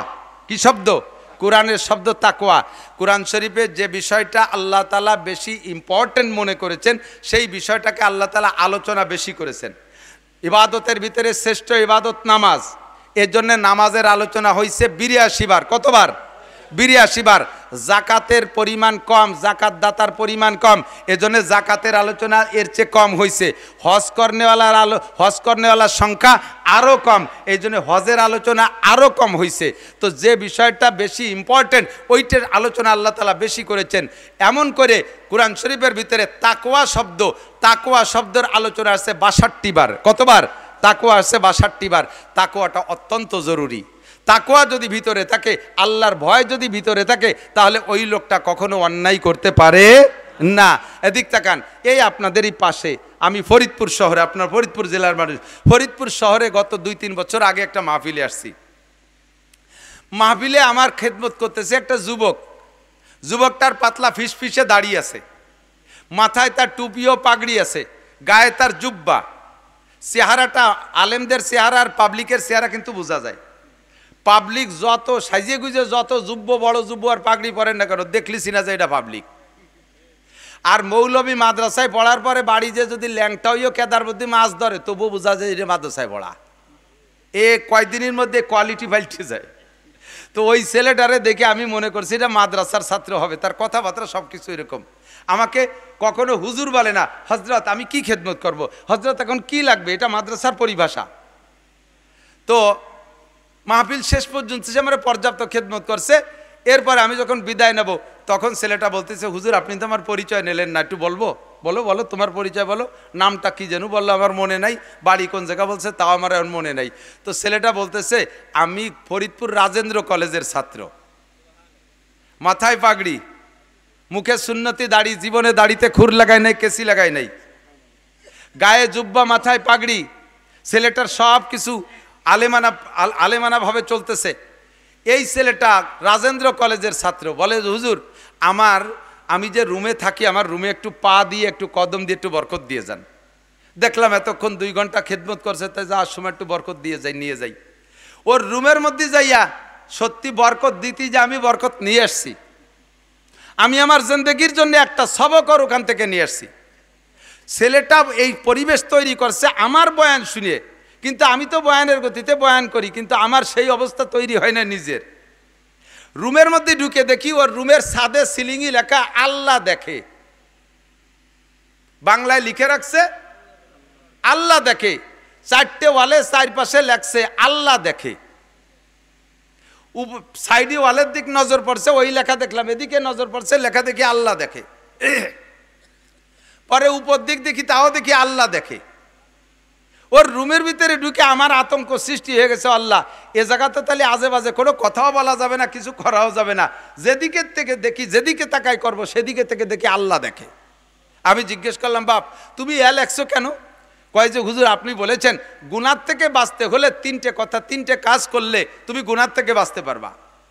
1 নম্বরে তুমি যে কোনো গুনাহ করার সময় মনের ভিতরে সংকল্প করো যে আমার এই গুনাহ অবস্থায় আমাকে আল্লাহ দেখে। কথা কন? সুদ খাওয়ার সময় আল্লাহ দেখে না? না দেখে না, ওদিকে আল্লাহ খেয়াল করে না। ঘুষ খাওয়ার সময় তো খেয়ালই করে না। কথা কন? করে? বাগানে, পাট বাগানের ভিতরে বসে যখন গাঁজা আর ইয়াবা খান, সে সময় তো আল্লাহ টেরই পায় না। হ্যাঁ, রাত 12টা 1টার পরে যখন ফোনে প্রেম আলাপ করেন, ওই সময় আল্লাহ টের পায় না? আল্লাহ ঘুমায়। লা তাখুযুহু সিনাতুন ওয়ালা নাওম। আমার আল্লাহর ঘুমও নাই, আমার আল্লাহর তন্দ্রাও নাই। কথা বলেন ঠিক ঠিক না? আমার আল্লাহর ঘুমও নাই, তন্দ্রাও নাই। আমার আল্লাহ দেখে কি দেখে না? ও যুবক, তোমার আল্লাহ দেখে কি দেখে না? তুমি সুন্দরবনে যে জঙ্গলের ভিতরে প্রেমিকাকে নিয়ে গল্প করো, ওটা আল্লাহ দেখে? তুমি ওই সরোয়ার্দী উদ্যানে যাইয়া বিভিন্ন পার্কে বসে বসে বসে গল্প করো কলেজের সাথী বন্ধুদেরকে নিয়ে, বান্ধবীদেরকে নিয়ে, ওই হালাতটা আল্লাহ দেখে কি দেখে না? মদ গাঁজা যখন খাও তখন আল্লাহ, বিড়ি সিগারেট যখন খাই তখন আল্লাহ, মিথ্যে কথা যখন বলি তখন আল্লাহ। কথা কন না? দেখে। জোরে বলেন আল্লাহ দেখে। দোকান লুট করবো যখন তখন আল্লাহ, পরের মাল চুরি করবো, কেড়ে আনবো তখন আল্লাহ। এই সংকল্পটা যদি ভিতরে থাকে যে আমি এই কাজ করতেছি, এই অবস্থায় আমার আল্লাহ দেখে। আরে দুনিয়া আব্বার সামনে আমি এই কাজ করতে সাহস পাই না, পুলিশের সামনে করতে সাহস পাই না, নেতার সামনে করতে সাহস পাই না, জজের সামনে করতে সাহস পাই না, দুনিয়ার মানুষের সামনে করতে সাহস পাই না, আর প্রত্যেকটা কাজ আবার আল্লাহ দেখে। তাহলে আমি এই কাজটা কিভাবে করতে পারি? এই সংকল্পটা যদি ভিতরে আসে, গুনাহ থেকে ফিরবেন। ছেলেটা বলে, হুজুর আপনি যেদিন বলছেন যে এই সংকল্প, তারপরে দেখলাম যে একা একা সংকল্প আসে না। আমি একা রুমের মধ্যে থাকি, একটা একা রুমের ভিতরে একটা যুবক ছেলে থাকলে নানান রঙের অন্যায় করা যায়, বিভিন্ন প্রকারের গুনাহ সে একা একা বসে করতে পারে। তখন আমি গুনাহ যখন করি, সংকল্পটা তৈরি করা আমার কঠিন হয়ে যায়। বিদায় আমি সব জায়গায় লিখে রাখছি যে আমি যেদিক থেকে গুনাহ করব, চোখের সামনে লেখাটা পড়বে আল্লাহ দেখে। চোখের সামনে লেখাটা পড়বে আল্লাহ দেখে। আর আমার আল্লাহ যখন দেখে তখন আমি অন্যায় করতে পারবো। এই আল্লাহ দেখে ভয়টা অন্তরে তৈরি করা। 2 নম্বর কথা 3টে আমি বলে যাই, আবারও স্মরণ করাই দিই, মনে রাখবেন। কথা 3টে স্মরণ করাই দিই। সেটা হলো, 2 নম্বরটা হলো কিরামান কাতিবিনা ইয়ালামুনা মা তাফআলুন। তুমি যে কাজ যে অবস্থায় যেখানে থেকে করো না কেন, সম্মানিত ফেরেশতা কাঁধে বসে লেখে। কথা কন? কোরআনের কথা সত্য না মিথ্যা? 2 জন ফেরেশতার নামই কিরামান কাতিবিন। আমরা পাবলিকরা মনে করি ডান কাদের ফেরেশতার নাম কিরামান আর বাম কাদের নাম কাতিবিন। না, 2 জনের নামই হলো কিরামান কাতিবিন। কাতিবিন মানে বহুত লেখক, কিরামান মানে সম্মানী। প্রত্যেকের কাঁধে ফেরেশতা আছে, সমস্ত ফেরেশতাদেরকে সম্মিলিতভাবে বলা হয় কিরামান কাতিবিন ইয়ালামুনা মা তাফআলুন। তুমি যে কাজ করো তা তারা জানে, তুমি যা বলো তা তারা শোনে। আল্লাহ কয় মা ইয়ালফিজু মিন কাউলিন ইল্লা লাদাইহি রাকিবুন আতীদ। যুবক যুবতী, আবাল বৃদ্ধ বনিতা, রাজনীতি করো, গল্প করো, যা কিছু করো না কেন, সমস্ত কথা মুখ থেকে বেরোনোর সঙ্গে সঙ্গে কে শোনে? সঙ্গে সঙ্গে ওই ফেরেশতারা ওইটা লিখে ফেলে। চার দোকানে বসে বসে গল্প, আপনাদের এদিক তো নাই? চার দোকানে তো লোকজন বসে না তেমন, চা খেয়েই তো চলে আসে। কথা কন না কে? চায়ের দোকানগুলো হইছে মিনি সংসদ ভবন। ওখানে বসে যা আলোচনা করে সেই অনুযায়ী, একদিন শেখ হাসিনা দেশ চালাইছে, এর আগে খালেদা চালাইছে, এখনো এখান থেকে যা বুদ্ধি দেবেন তাই দিয়ে ইউনুস কাকা দেশ চালাবে। তাই নাকি? তোমার এই ফাও কথা ও পদ্মা পার হয়ে উবার যায় না। ঘন্টার পর ঘন্টা যত ফাও কথা, আজে বাজে কথা, সাথে সাথে কইতে কইতে কইতে কইতে গিবাত শিকায়তের মধ্যে চলে যায়। আছে না গিবাত? আরে মিয়া টের পাচ্ছেন না, শুনতে শুনতে কান তেলছা হয়ে গেছে বলে লক্ষ্য করে শুনতেছেন না। আবার একটু মন থেকে একটু শোনেন গিবাত সম্পর্কে। গিবাত হলো, গিবাত কাকে বলে? আমি মৌলানা নাসির একটা অন্যায় করেছি, এই অন্যায়টা আপনি জানেন, তেমন আর কেউ জানে না, বা 2-1 জন জানে। যেই 2-1 জন জানেন, ওই 2-1 জন না জানা মানুষের ভিতরে আমার এই দোষটাই আলোচনা করার নাম হলো গিবাত। আপনি আরেকজনের কাছে বলবেন আমারে খাটো করার জন্য, ব্যঙ্গ করার জন্য, আমার সমাজে তিরস্কৃত করার জন্য আরেকজনের কাছে বলবেন, এর নামই গীবত। আর আমি করি নাই এমন কিছু আমার নামে তৈরি করে বলার নাম হলো অপবাদ। আর অপবাদটা গীবতের চাইতে মারাত্মক। আর গীবতটা কতটুকু অপরাধ? গীবত হলো আপনি যদি গীবত করেন, আল গীবত আসাদ্দু মিনাজ জিনা। প্রথম কথা হলো, আরে এমন শোভা বিটিকে শোনার দরকার ছিল রে, ইন্না লিল্লাহি ওয়া ইন্না ইলাইহি রাজিউন। কারণ এই কাজে বিটিরা বড় মাহের, বিটিরা গীবতের আল্লামা। আল্লামাতুল গিবাত। আর চার দোকানের মুরব্বীরাও এই গিবাতের আল্লামা। বসে বসে দুনিয়ার ভাও কথা কইতে কইতে কইতে কইতে গিবাত তো কয়, লাস্টে অপবাদও করে। কতক্ষণ নামাজ পড়ে, মসজিদে নামাজ পড়ে, নামাজ পড়ে ডাইরেক্ট এদিক ওদিক যায় না, চার দোকানে আগে যাবে, সারা রাত যা গুছাইছে তাই একটু সাপ্লাই দেওয়ার জন্য। সময়ের হিসাব আল্লাহর কাছে দেওয়া লাগবে কি লাগবে না? এই জায়গা যা বলছেন নুরা ফেরেশতারা লেখে কি লেখে না? মা ইয়ালফিজু মিন কওল। একটু ভয় পান, একটু ভয় পান। এবার আমি বলি এদিক তাকান। আরেকটা হলো, এ ভাই গীবত যদি হয় যে, খেয়াল করতেছে না, আমি কি অপ্রয়োজনীয় কথা বলতেছি? সবচেয়ে বড় ইবাদত হলো গুনাহ ছেড়ে দেওয়া। সবচেয়ে বড় ইবাদত কি? গুনাহ ছাড়ার মতো আর বড় ইবাদত নাই। নামাজের চাইতেও দামি গুনাহ ছেড়ে দেওয়া। নামাজ পড়া সহজ, কিন্তু গুনাহ ছাড়া বড় কঠিন। এই গুনার আলোচনাটা একটু করি। সবচেয়ে বড় মারাত্মক, হাতে ধরে নিজে ইচ্ছাকৃতভাবে লস করতেছি। যেমন কিছুদিন আগে মাওলানা হাবিবুল্লাহ মাহমুদ কাসেমি একটা পোস্ট দিয়েছিল ফেসবুকে, খুব দারুণ একটা কথা। কয় জাগায় বসিয়া আমরা মুসলমানরা প্রত্যেকে ইসরায়েলের নামে আমরা মুসলমানরা, আমরা বাংলাদেশি, সারা পৃথিবী যারা বিকাশ ব্যবহার করি, কি করি? বিকাশ ব্যবহার করি। আমরা প্রত্যেকে ইসরায়েলের নেতানিয়াহুর নামে, ইসরায়েলের ইহুদিদের নামে আমরা রেগুলার টাকা বিকাশ করতেছি। অথচ ইসরায়েলিরা আমাদের শত্রু, তাদের ধ্বংস কামনা করি, তাদের নামে আমরা নিয়মিত টাকা পাঠাইতেছি বিকাশের মাধ্যমে। কোনভাবে পাঠাচ্ছে জানি না, কারণ উনি বুঝাই দিলেন, কয় যে বিকাশ যত আছে না, বিকাশে লেনদেন, এই বিকাশে টাকা পাঠানোর ভিতর দিয়ে 1020 টাকা কাটিয়ে নেয় না?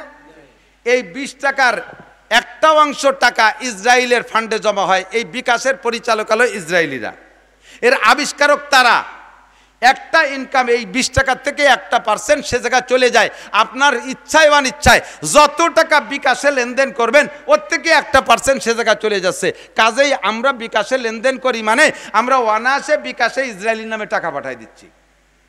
সেম আমরা যখন বসে খোঁজ গল্প করি তখন নিরিবিলি অনায়াসে হাসি আনন্দের ভিতর দিয়া, মজার ভিতর দিয়ে আমার আমল নামার বস্তা থেকে এক গাদি নেকি যেই লোকটা সম্পর্কে গীবত করতেছি তার নামে আমি অনায়াসে গোপনে পাঠাই দিচ্ছি। পরিষ্কার হাদিসে আসছে, আপনি যার গীবত করবেন ওর যে বিষয়টা আপনি আলোচনা করতেছেন, ধরেন একলা লোক জিনা করছে, এটা আপনি জানেন, ওইটা নিয়ে আপনি আলোচনা করতেছেন। ওই লোকটা জিনা করে যে গুনাহ কামাই করছিল, ওই জিনার গুনাহটা আপনার আমল নামায় চলে আসবে।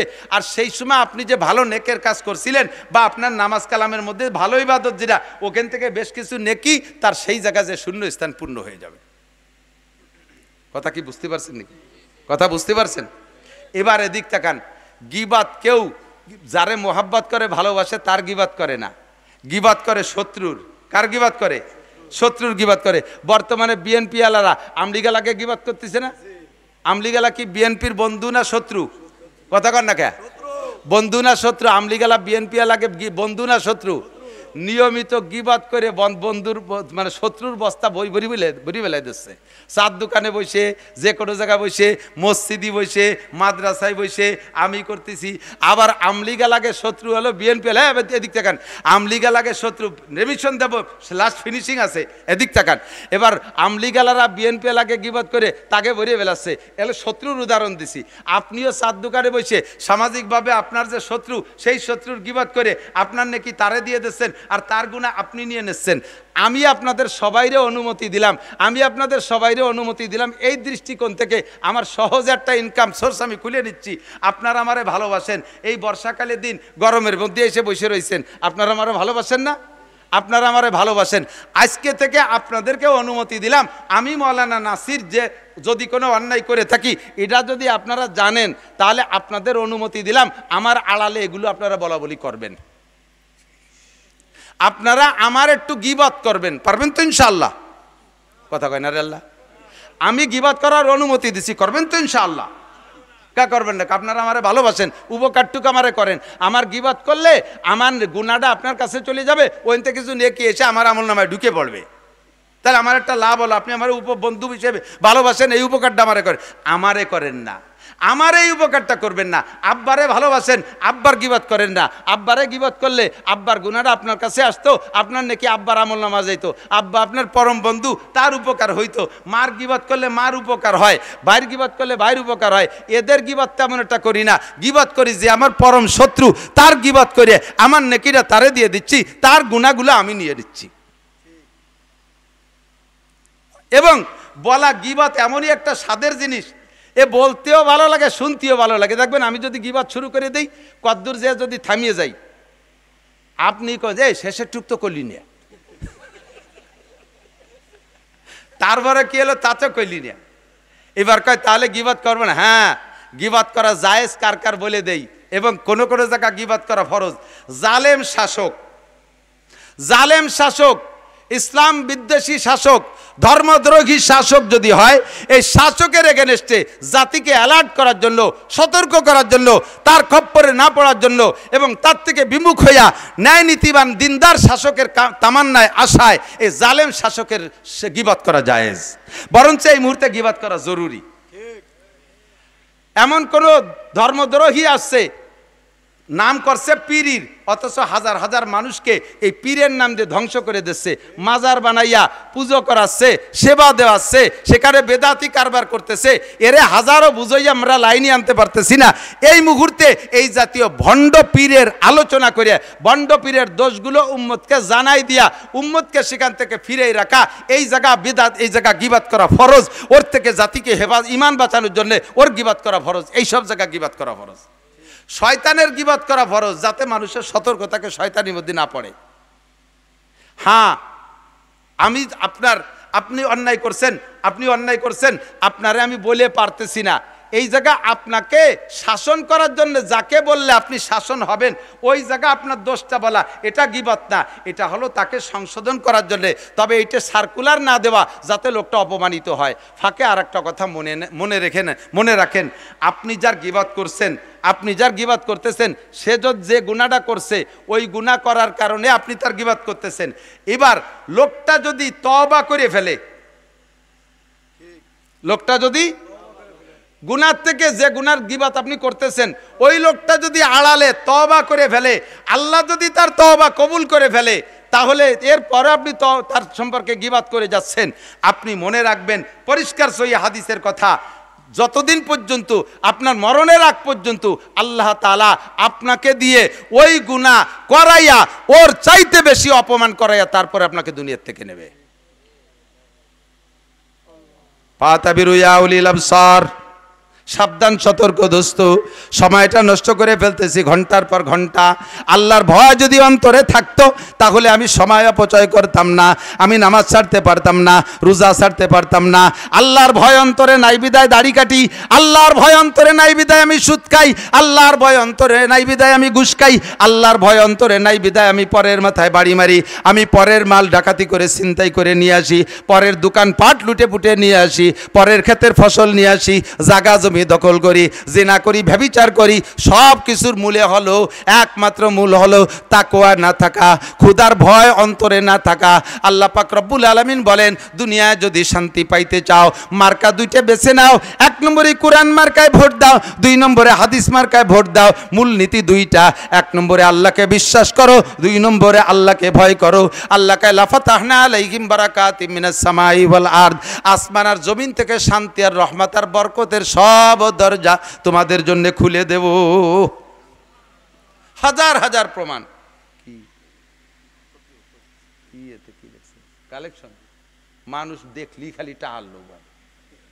সে 4 মাস আগে আমার ওয়াজের দাঁত দিয়েছে, বাড়ি বাড়ি থেকে শুষিয়ে নিয়ে আসবে কালেকশন হয়ে। এনভিটার আইছে একটু অশুনতি টা আসাল ই শুনলি এ দেখলি বেড়া, সে এরকম না আর অশুনতি যাব না, 1 টাকাও কেউ দেবেন না, থাক 1000 করে দিয়ে যান, 1 টাকা নেওয়া হবে না। আল্লাহু আকবার। নবী আলাইহিস সালাম পরামর্শ দিচ্ছেন শান্তির জন্য। এদিক তাকান, আল্লাহর পরামর্শ, আল্লাহর হুকুম আর নবীর পরামর্শ, এই দুইটার মধ্যে শান্তি না। আল্লাহ দাবি করছেন কয়টা? 2টা, ঈমান আর তাকওয়া। এ ভাই, আল্লাহ আছে না নাই? আল্লাহ আছে। আল্লাহর ভয় অন্তরে আছে। আল্লাহর ভয় যদি থাকে তাহলে আপনি অন্যায় করতে পারবেন না, নামাজ ছাড়তে পারবেন। একজন আমার কয়, হুজুর আল্লাহর প্রতি গভীর বিশ্বাস, আল্লাহ ছাড়া কোনো মাবুদ নাই, রেহাই নাই হুজুর, এত বিশ্বাস আমার অন্তরে যা আপনার ওই পরিমাণ বিশ্বাস না। কিন্তু হজরের নামাজ পড়তে পারি না যে। আমি কইলাম মিয়া ভাই, আল্লাহর ভয় আর বিশ্বাস যদি থাকতো তাহলে তুমি ফজরে ঘুমোই থাকতে পারতে না। তুমি মার্ডার কেসের আসামি, তোমার কানে খবর আইছে যে রাত 4টের দিক পুলিশ আসতে পারে, তুমি কি ওই সময় আরামে ঘরে ঘুমাই থাকবা ঘুমাইয়া? তুমি রাত 3টের আগেই ঘরের থেকে উঠে যে কোনো দিক পালাবা, মসজিদে গেলে পুলিশই ধরে না, সেই জায়গায় যে তুমি বসে থাকবা। তো তোমার পুলিশের উপরে বিশ্বাস আর ভয় আছে বিধায় তুমি রাত 4টের আগে 3টের সময় মসজিদে চলে যাও। আল্লাহর প্রতি বিশ্বাস আর ভয় থাকলে তুমি ফজরের সময় ঘুমাই থাকতে পারতে না। তুমি যে মুখী কও ভয় আছে আর বিশ্বাস আছে, এলে মৌখিক কথা, এটা অন্তরের কথা না। কতক্ষণ জান্নাত আছে এই লোভ যদি তোমার থাকতো তাহলে তুমি ফজরে ঘুমাই থাকতে পারতে না। কথা বলেন? তোমার যদি উপজেলা চেয়ারম্যান সাহেব বলে ভোর শীতের রাত্রে ভোর 5টায়, সে সময় তো ভোর হয়তো আর একটু পরে, ভোর 5টা শেষ রাত্রি সেহরির সময় শীতের রাত্রে যদি তুমি আমার কাছে আসো তাহলে তোমাকে 1 লক্ষ টাকা দেওয়া হবে।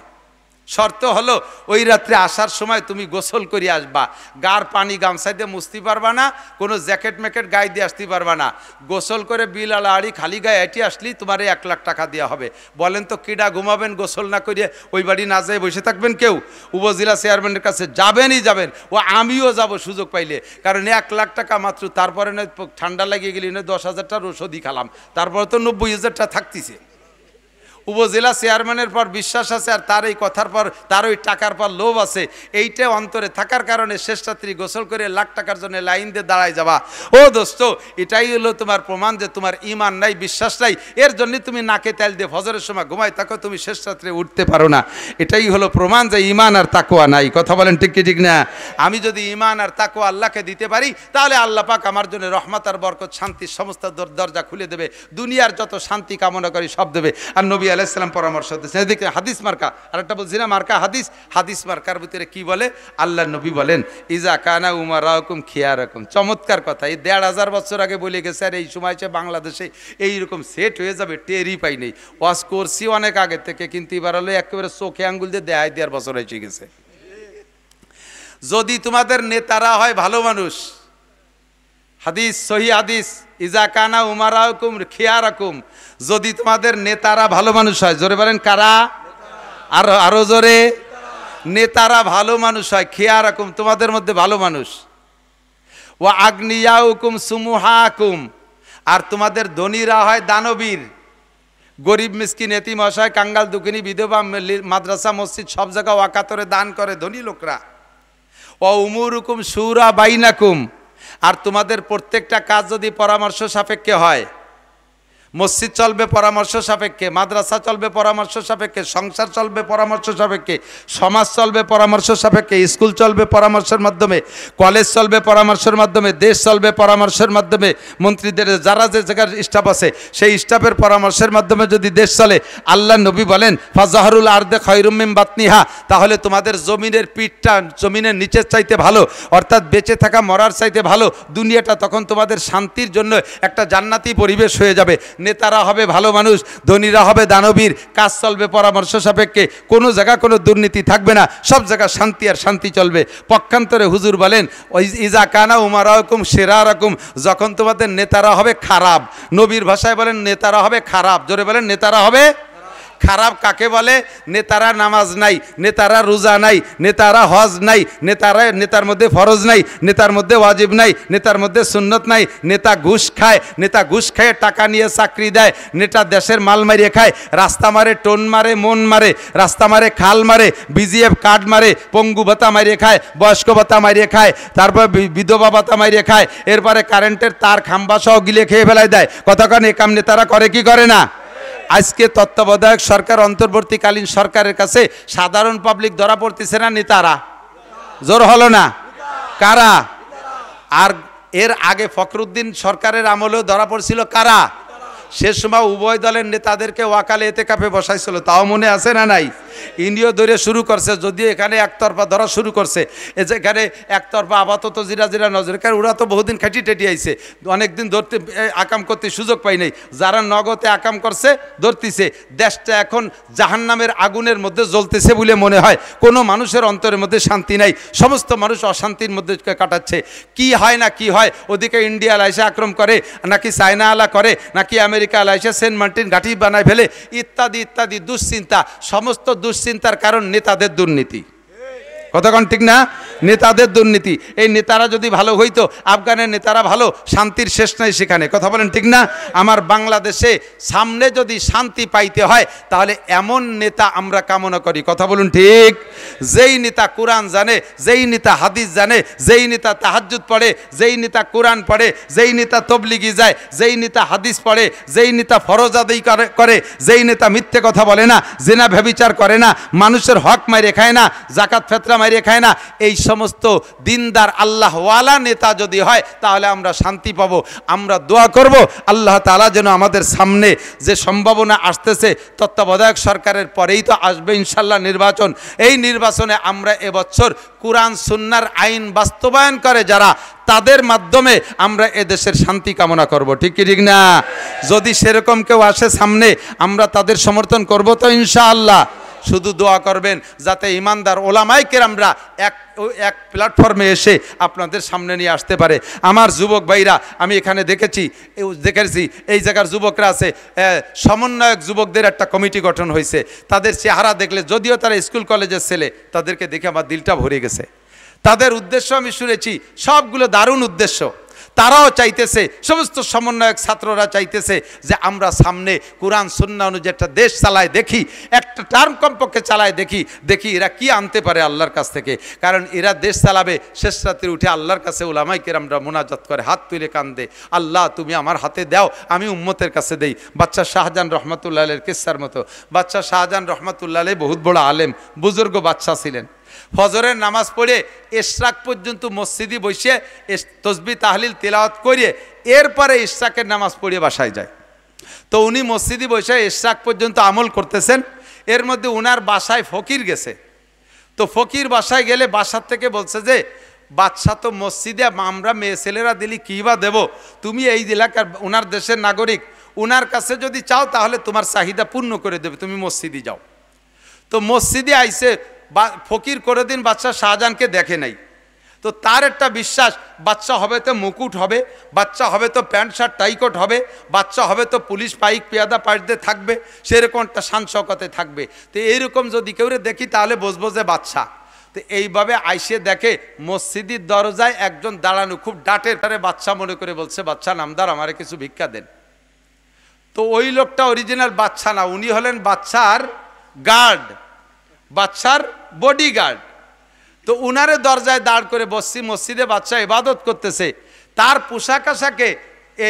পোশাক আশাকে ফকির মনে করছে এইটাই বাচ্চা, তার কাছে টাকা চাইছে।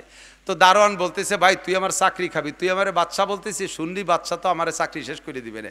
আমি বাচ্চা না, বাচ্চা হলো মসজিদের মধ্যে, তুই যা। তো মসজিদের ভিতরে যাইয়ে দেখে সারা মসজিদ ঘুরে কোনো জায়গা বাচ্চা পাইনি, দেখে এক কোনায় এক ফকির কান্নাকাটি করতেছে। তখন এই ফকির আর ওই ফকিরের কাছে কিছু না চাইয়ে চলে আসছে। তো বেরোয় যাওয়ার সময় দারোয়ান বলতে, কি দিলে একটু দেখাই যা। বাচ্চার কাছে চাইছি, বাচ্চা তো কেউ কম দেয় না, তোরে কত দিলে একটু দেয় না, আমি ভাগ চাই না।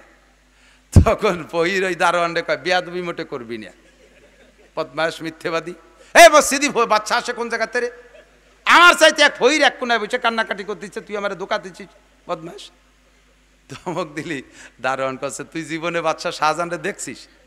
কয় না, বাচ্চারে তো দেখি নেই বলে তো চিনি নেই। কয় যে ওইটাই বাদশা শাহজাহান, যা আবার যা, খালি এতে চলে যাচ্ছিস।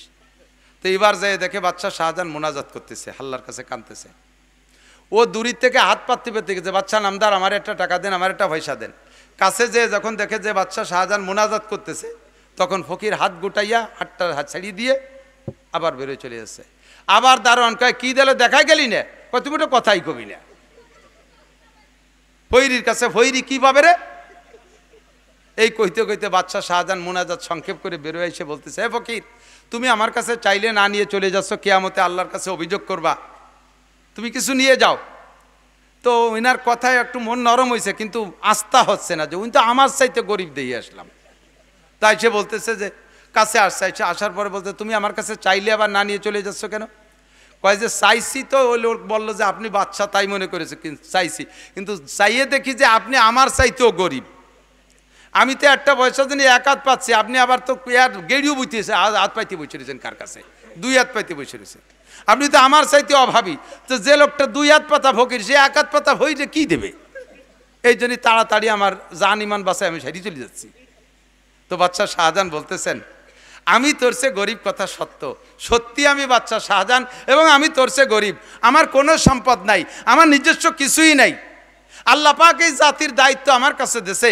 আমি গভীর রাত্রে হাত তুলে মালিকের কাছে, ইশরাকের পরে হাত তুলে মালিকের কাছে, শাস্তের পরে হাত তুলে মালিকের কাছে, তাহাজ্জুদের পরে হাত তুলে মালিকের কাছ থেকে দুহাত ভরে চাই, আল্লাহ তুমি আমার হাত দুটো ভরে দাও, আমার এই জনগণকে যাতে আমি হাতে হাতে বন্টন করে দিতে পারি। আমি আল্লাহর কাছ থেকে চেয়ে আই না, তোদের হাতে হাতে বন্টন করি। আল্লাহ আমার হাত দুটো ভরে দেশে, আর তার একটু তুই নিয়ে যা। বলেন না সুবহানাল্লাহ। তাহলে আমার কিছুই নাই, সব কিছুর মালিক কে? শাহান জাহা সব হে তেরে দর কে সুয়ালি, ও দিল নেহি জু দিল হো তেরে ইয়াদ সে খালি। দুনিয়ার যত রাজা বাদশা তার নিজস্ব কোনো সম্পদ নাই, নিজস্ব কোনো সম্পদ নাই, সব সম্পদের মালিক কে? ওই মালিকের কাছ থেকে চাইয়ে এনে দিতে পারে যেই রাজা, আমরা তারে ভোট দেব। কথা কন ঠিক না? যে রাজা ওই মালিকের কাছে চায় না, নিজের ক্রেডিট দেখায়, আমি এটা করেছি, ওটা করেছি, সেটা করেছি, আরও করব, সামনেবার সুযোগ দেন, দেখেন কি করি, আসমান ভেঙে জমিনে নামাবো, লাঠির মধ্যে মুগুর ভরবো। যে নিজে সব করে, আমলিগ করুক আর বিএনপি করুক, যারা নিজেরা করে তাদের কাছে আমরা চাবো না। কথা বলেন ঠিক ঠিক না? যে আল্লাহর কাছ থেকে আমাদের চেয়ে এনে দেয়, এই পার্টির আমরা সামনে সমর্থন করব। ঠিক কি ঠিক না? সেই পার্টি আমাদের সামনে আল্লাহ যেন ব্যবস্থা করে দেয়। বলেন আমিন। আমরা মুসলমান সবাইরে দেখছি, সবার শাসন আমরা দেখছি, আর আমাদের ভালো লাগে না, আমাদের আর ভালো লাগে না, আমরা আর আন্দোলন করতে চাই না, আমরা আর রক্ত ঝরাইতে চাই না নিজেরা। আমরা মালিকের কাছ থেকে চেয়ে এনে দেয় যে ইজা কানা উমারাকুম, ওমরের মতো খলিফা চাই, আবু বকরের মতো খলিফা চাই, উসমানের মতো খলিফা চাই, যে বাড়ি বাড়ি যাইয়ে আগায় দিয়ে আসে। কথা বলেন ঠিক না? বাড়ি যাইয়ে আগায় দিয়ে আসে, আমাদেরটা জায়গায় বসে বেশাল পাইতে শুষিয়ে না খায়। বিভিন্ন জায়গা জাল পাইতে থুইছে, ওখান থেকে দিয়ে যাও, ওখান থেকে দিয়ে যাও, ওখান থেকে দিয়ে যাও। খাইছো, খাও, এখন পরাণ বনিয়ে খাও, যে দলেরই হও। এরকম খানেওয়ালা যারা হবা, টিকবা না ইনশাআল্লাহ। আল্লাহ পাক বলেন সানাস্তাদরিজুহুম মিন হাইসু লা ইয়ালামুন, কোন দিক দিয়ে মার দেব টেরও পাবি না। অস্ত্র তোর কাছে আছে, বিনা অস্ত্র আল্লাহর দিয়ে তোরে শুয়াই ফেলাই দেবো আমি আল্লাহ তাআলা। এ ক্ষমতা আল্লাহর আছে না নাই? কোন দিক দিয়ে মারবো টের পাবি না। সকলে সতর্ক হও, আমলিগের পরাজয় পতন দেখে বেশি ইত্রেও না। যারা আসো প্রত্যেকে শিক্ষা নাও এখান থেকে। এত বড় লম্বা টাইম এভাবে শাসন করার পরে তার যদি এমন পতন ঘটতে পারে, আর যে কেউকে আল্লাহ তাআলা মুহূর্তের ভিতরে বিনা অস্ত্রে ধুলাই দিতে পারে কি পারে না? ও যুবক, লুটতারাজ করো না, দুর্বল পাই এখন তাদের ঘর বাড়ি ভাঙো না, তাদের দোকানপাট লুটো না। তুমি একটু ধৈর্যের সাথে মানবতা দেখাও, যাতে তুমি তাহাজ্জুদ গুজার পার্টির সাথে তুমি ন্যায় নিষ্ঠার সাথে আল্লাহর পক্ষ থেকে ক্ষমতা পাও, আর জাতিকে সঠিকভাবে তুমি দায়িত্ব পালন করতে পারো, তাদের খেদমত। এই অপেক্ষা করো, লুটোপুটো করো না, মারামারি করো না, প্রতিশোধ তুমি হাতে নিও না। যদি কোনো বিষয়ের প্রতিশোধ তুমি হাতে নাও, তুমি কি প্রতিশোধ নিতে পারবা? আর প্রতিশোধ নেওয়াটা যদি নিজে না নিয়ে মালিকের কাছে ছেড়ে দাও, তোমার পর যে অন্যায় করা হয়েছে এর প্রতিশোধ এমন সুন্দরভাবে নেবে, তুমি তখন দেখে আনন্দ সে ও ভরপুর হয়ে যাবা। ও আল্লাহ, আমি তো এরকম পারতাম না। বাস্তব একটা ঘটনা শোনাই। হুসাইন আহমদ মাদানী, কষ্ট হয়ে যাচ্ছে না আপনাদের? বিসমিল্লাহ। হুসাইন আহমদ মাদানী সদর শাহ হুজুরের উস্তাদ, আহমদ শফি শাহ হুজুরের উস্তাদ, বাংলাদেশের এরকম বড় বড় অনেকের উস্তাদ। সারা পৃথিবীতে ওনার ছাত্র এই সাইজের। এবার এদিক তাকান, আমাকে মক্তবের হুজুরির ছাত্র কি ওই সাইজ হয় নাকি? হুজুরটা যেমন তার ছাত্রর সাইজ সেরকম না। তো হুসাইন আহমদ মাদানী কত বড় মানুষ, যার ছাত্র সদর সাহেব, আহমদ শফি সাহেব, এরকম বেটা মানুষ। এই হুসাইন আহমদ মাদানী এই দেশকে প্রথম ইংরেজ থেকে 47 সালে যে স্বাধীন করছে, এটার এই অগ্রনায়ক ছিল হুসাইন আহমদ মাদানী, শাইখুল হিন্দ মাহমুদুল হাসান দেওবন্দি রহমতুল্লাহ আলাইহে। উনাদের নেতৃত্বে হিন্দু মুসলমান জোট করিয়া ইংরেজ তাড়াইছে। তো সেই হুসাইন আহমদ মাদানী যখন এই রাজনৈতিক প্রোগ্রাম করতেন, বিভিন্ন মিটিং করতেন, সে সময় ইংরেজদের 5-8 একটা দল ছিল মুসলমান। সিলেটে আসছে হুজুর মিটিং করতে, বিশাল জনসভা, স্টেজ সেরকম।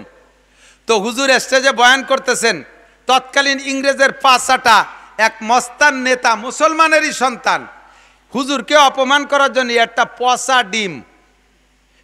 পচা ডিম নিয়ে এরকম গদগদ করতে মুড়াতি হাঁটতে হাঁটতে যে স্টেজের সামনে যে হুজুরের বরাবর মেরে দিয়েছে। হুজুরের গায়ে লাগে নাই, পায়ের কাছে পড়ে ডিমটা পড়ে বাস্ট হইয়া, পচা ডিমে যে গন্ধ, দুনিয়ায় এত বড় দুর্গন্ধর কিছুই নাই। স্টেজটা গন্ধ হয়ে গেছে, সকলে কষ্ট পাইছে, মোটামুটি তাৎক্ষণিক পরিষ্কার করে হুজুর বয়ান চালাই গেছেন। কিন্তু হুজুর বললেন, ওই ছেলেটারে তোমরা একটা থাপ্পড় দাও।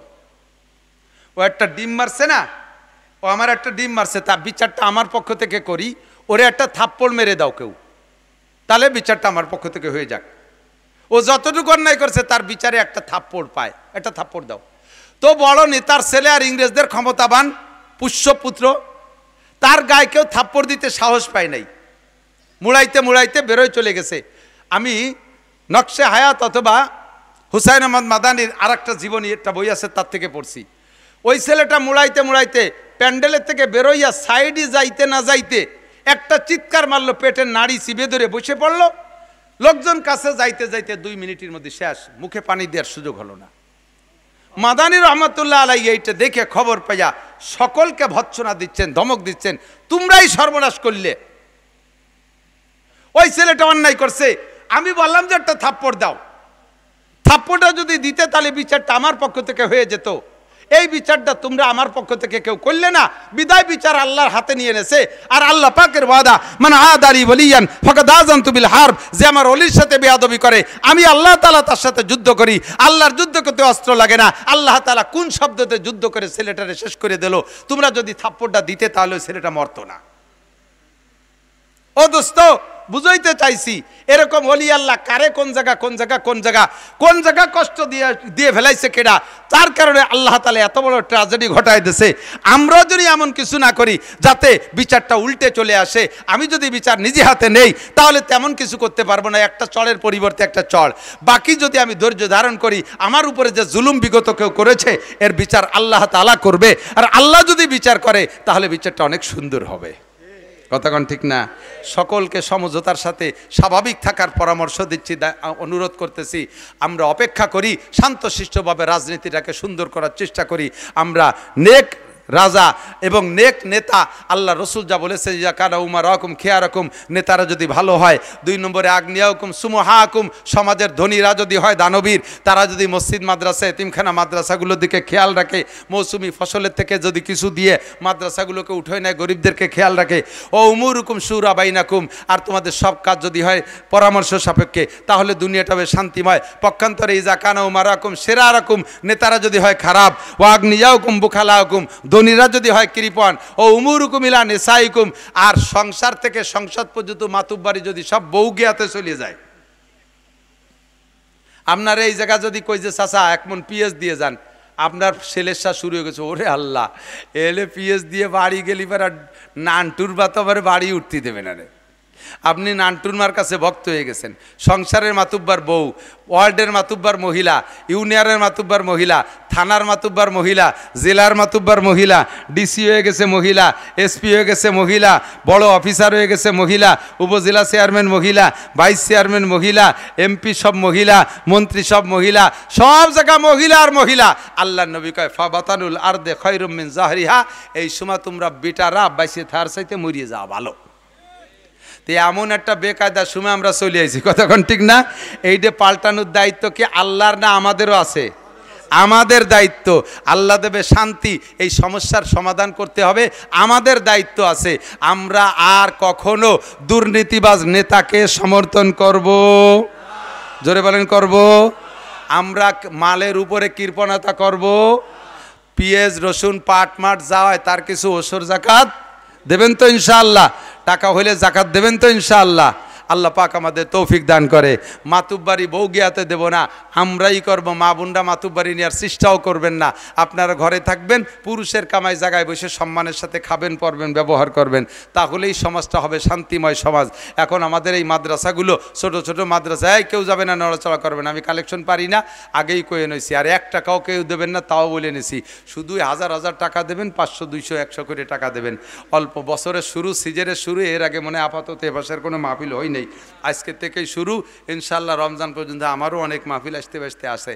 তো আজকের এই মাহফিল ওরা ছেলেরা, যুবকরা দেখলাম কয়েকজন যুবকও আছে সাথে, এরপরে মাদ্রাসার পক্ষ থেকে ইন্তজাম করছে এই মাদ্রাসাটাও চাঙ্গা হোক। বেড়াগুলো এইটাই নি মাদ্রাসার ঘর, মাদ্রাসার ঘরের বেড়ার ওই যে টিনির দাঁত খসে গেছে, দেন নিচে মাটির সাথে মিশে গেছে, উপরে দেড়াত খালি, কয়েন দেখি ঢুয়ে পড়ে বলা যায় না, শিয়ালকুত তো ঢুকে পড়তে পারে। এই জন্যে আমরা আল্লাহর ঘরকে, রসুলের কোরআনের ঘরকে আমরা যদি সংরক্ষণ না করি, তাহলে আমাদের কাছ থেকে আল্লাহ তাআলা এই নিয়ামতগুলো ছিনেই নিয়ে যাবে। আমরা যাতে এই নিয়ামত স্থায়ীভাবে ব্যবহার করতে পারি, এর ওসিলা আমাদের পর রহমত আসে। এদিক তাকান, এদিক তাকান। বিভিন্ন সময় আপনারা দোয়া মোনাজাতের জন্য, মরহুম মাইয়েত মোর্দাগানদের দোয়ার জন্য মিলাদ পড়ান ইত্যাদি ইত্যাদি আনুষ্ঠানিকতার মাধ্যমে কিছু করেন। ওগুলো সাময়িক। স্থায়ী একটা কিছু নিজের জন্য এবং আপনজনদের জন্য করা উচিত। তার জন্য সবচাইতে অন্যতম হলো মসজিদের কোনো অংশ যদি কাজে বাকি থাকে সেখানে কিছু করে দেওয়া। 2 নম্বরে মাদ্রাসার জন্য কিছু করে দেওয়া। আমারও আব্বা মারা গেছে, মা বেঁচে আছে এখনও অসুস্থ। আমার মা অনেক বয়স হয়ে গেছে, আমি আমার মায়ের 8 নম্বর সন্তান। আমার মা অনেক বয়সী, আমার বয়সী হয়ে গেছে 55 বছর, 8 নম্বর সন্তান আমি আমার মায়ের। তাহলে মা কত বুড়ো হয়ে গেছে। আব্বা মারা গেছে 2007 সালে। আমরা গোষ্ঠী শুদ্ধ হুজুর আর হুজুর। ইচ্ছা করলে আমাদের মিলাদ পড়তে কোনো হুজুর ডাকা লাগে না। বছরে 2-5 লাখ টাকার মিলাদ আল্লাহর রহমতে পড়াতে পারি, সে তৌফিক আল্লাহ দিয়েছে। কিন্তু দেখলাম এই মিলাদ পড়ানো হলো কলা গাছের মতো, এক কান কাটি খেয়ে ফেললে আর সে গাছে কলা হয় না। যখন মিলাদ পড়াবো, খাওয়া দাওয়া ভালো হলি, দোয়াটা ভালো করে, খাওয়া খারাপ হলি কয় যা পড়ছিলেন সব ফেরত। জিলাপি ভালো দিস নেই, গোসে খালি আড় পাইছি, তোর বাপের জন্য যা পড়ছিলাম দিলাম না, নিয়ে গেলাম নিজে। এই জন্যে আমরা বুঝে শুনিয়া হুজুর হইয়া ওই কলা গাছ লাগাই নিয়ে বাপের জন্য বাৎসরিকভাবে মাদ্রাসার কোনো কাজ চলে। বর্তমানে আমার মাদ্রাসার মসজিদের কাজ চলতেছে, যদ্দূর পারি কালেকশন করব, পাক্কা নিয়ত করছি। শেষে যেটুক বাদে আল্লাহ আমার যা তৌফিক দিয়েছে তাই দিয়ে ইনশাল্লাহ আমি মসজিদের কাজ সম্পূর্ণ করব, বাপের নামে, দাদার নামে, দাদা দাদি, নানা নানির নামে, মায়ের নামে। গত বছর মাদ্রাসার হেফজোখানা করছি, 23 লক্ষ টাকা খরচ, 10 লক্ষ টাকা কালেকশন হয়েছে, 13 লক্ষ টাকা আল্লাহ আমার থেকে নিয়ে এনেছে আল্লাহর ঘরের জন্য। গল্প দেওয়ার জন্য বলছি না, শুধু আপনাকে উৎসাহিত করার জন্য বলছি। আমি হুজুর মানুষ, আমার তো আর দোয়া মোনাজাতের অভাব নাই। বাংলাদেশে 300 মাহফিল করব, প্রত্যেক মাহফিলে মোনাজাত করব। আগেই আমি আমার জন্য সারিয়ে নেব, আগে আল্লাহ আমার আব্বা মারটা আমি হেনতে আগে নিয়ে নেব, তারপরে দেবো আপনাকে মা বাপরে। তাহলে আমি চালাকি করে কায়দায় সারা বছর মা বাপের জন্য কালেকশন করি, তারপরেও আমার মা বাবার জন্য আমি স্থায়ী আম গাছ, কাঁঠাল গাছ লাগাই, যে এ লাগালি 50 বছর হবে। মসজিদের কিছু করে দেব, মাদ্রাসার কিছু করে দেব, যাতে আমি মরে যাওয়ার পরেও আমার আব্বা আমার রুহের পর যেতে থাকবে, আমার জন্য যেতে থাকবে। আপনাদের যাদের তৌফিক আছে স্থায়ীভাবে এই মাদ্রাসার জন্য বছরে মাত্র একটা বার প্রত্যেক বছর দেবেন, এটা জীবন ভরে দিয়ে যাবেন। যেটা বিভিন্ন মাদ্রাসায় দেখেন, হয়তো আপনারাও কোনো কোনো মাদ্রাসার সদস্য থাকতে পারেন, বছরে একবার আপনাদের নিজস্ব ছোট মাদ্রাসার জন্য একবার দেবেন। আর আজকের পকেটে যেটা বড় টাকা আছে সেই টাকাটা আজকে নগদ দেবেন। বছরে একবার 1000 টাকা, বছরে একবার 1000 টাকা। কোনো আল্লাহর বান্দা সর্বপ্রথম যদি হাত জাগান, তার দেখা দেখি যে কয়জন দাঁড়াবে পরে সব কয়জনের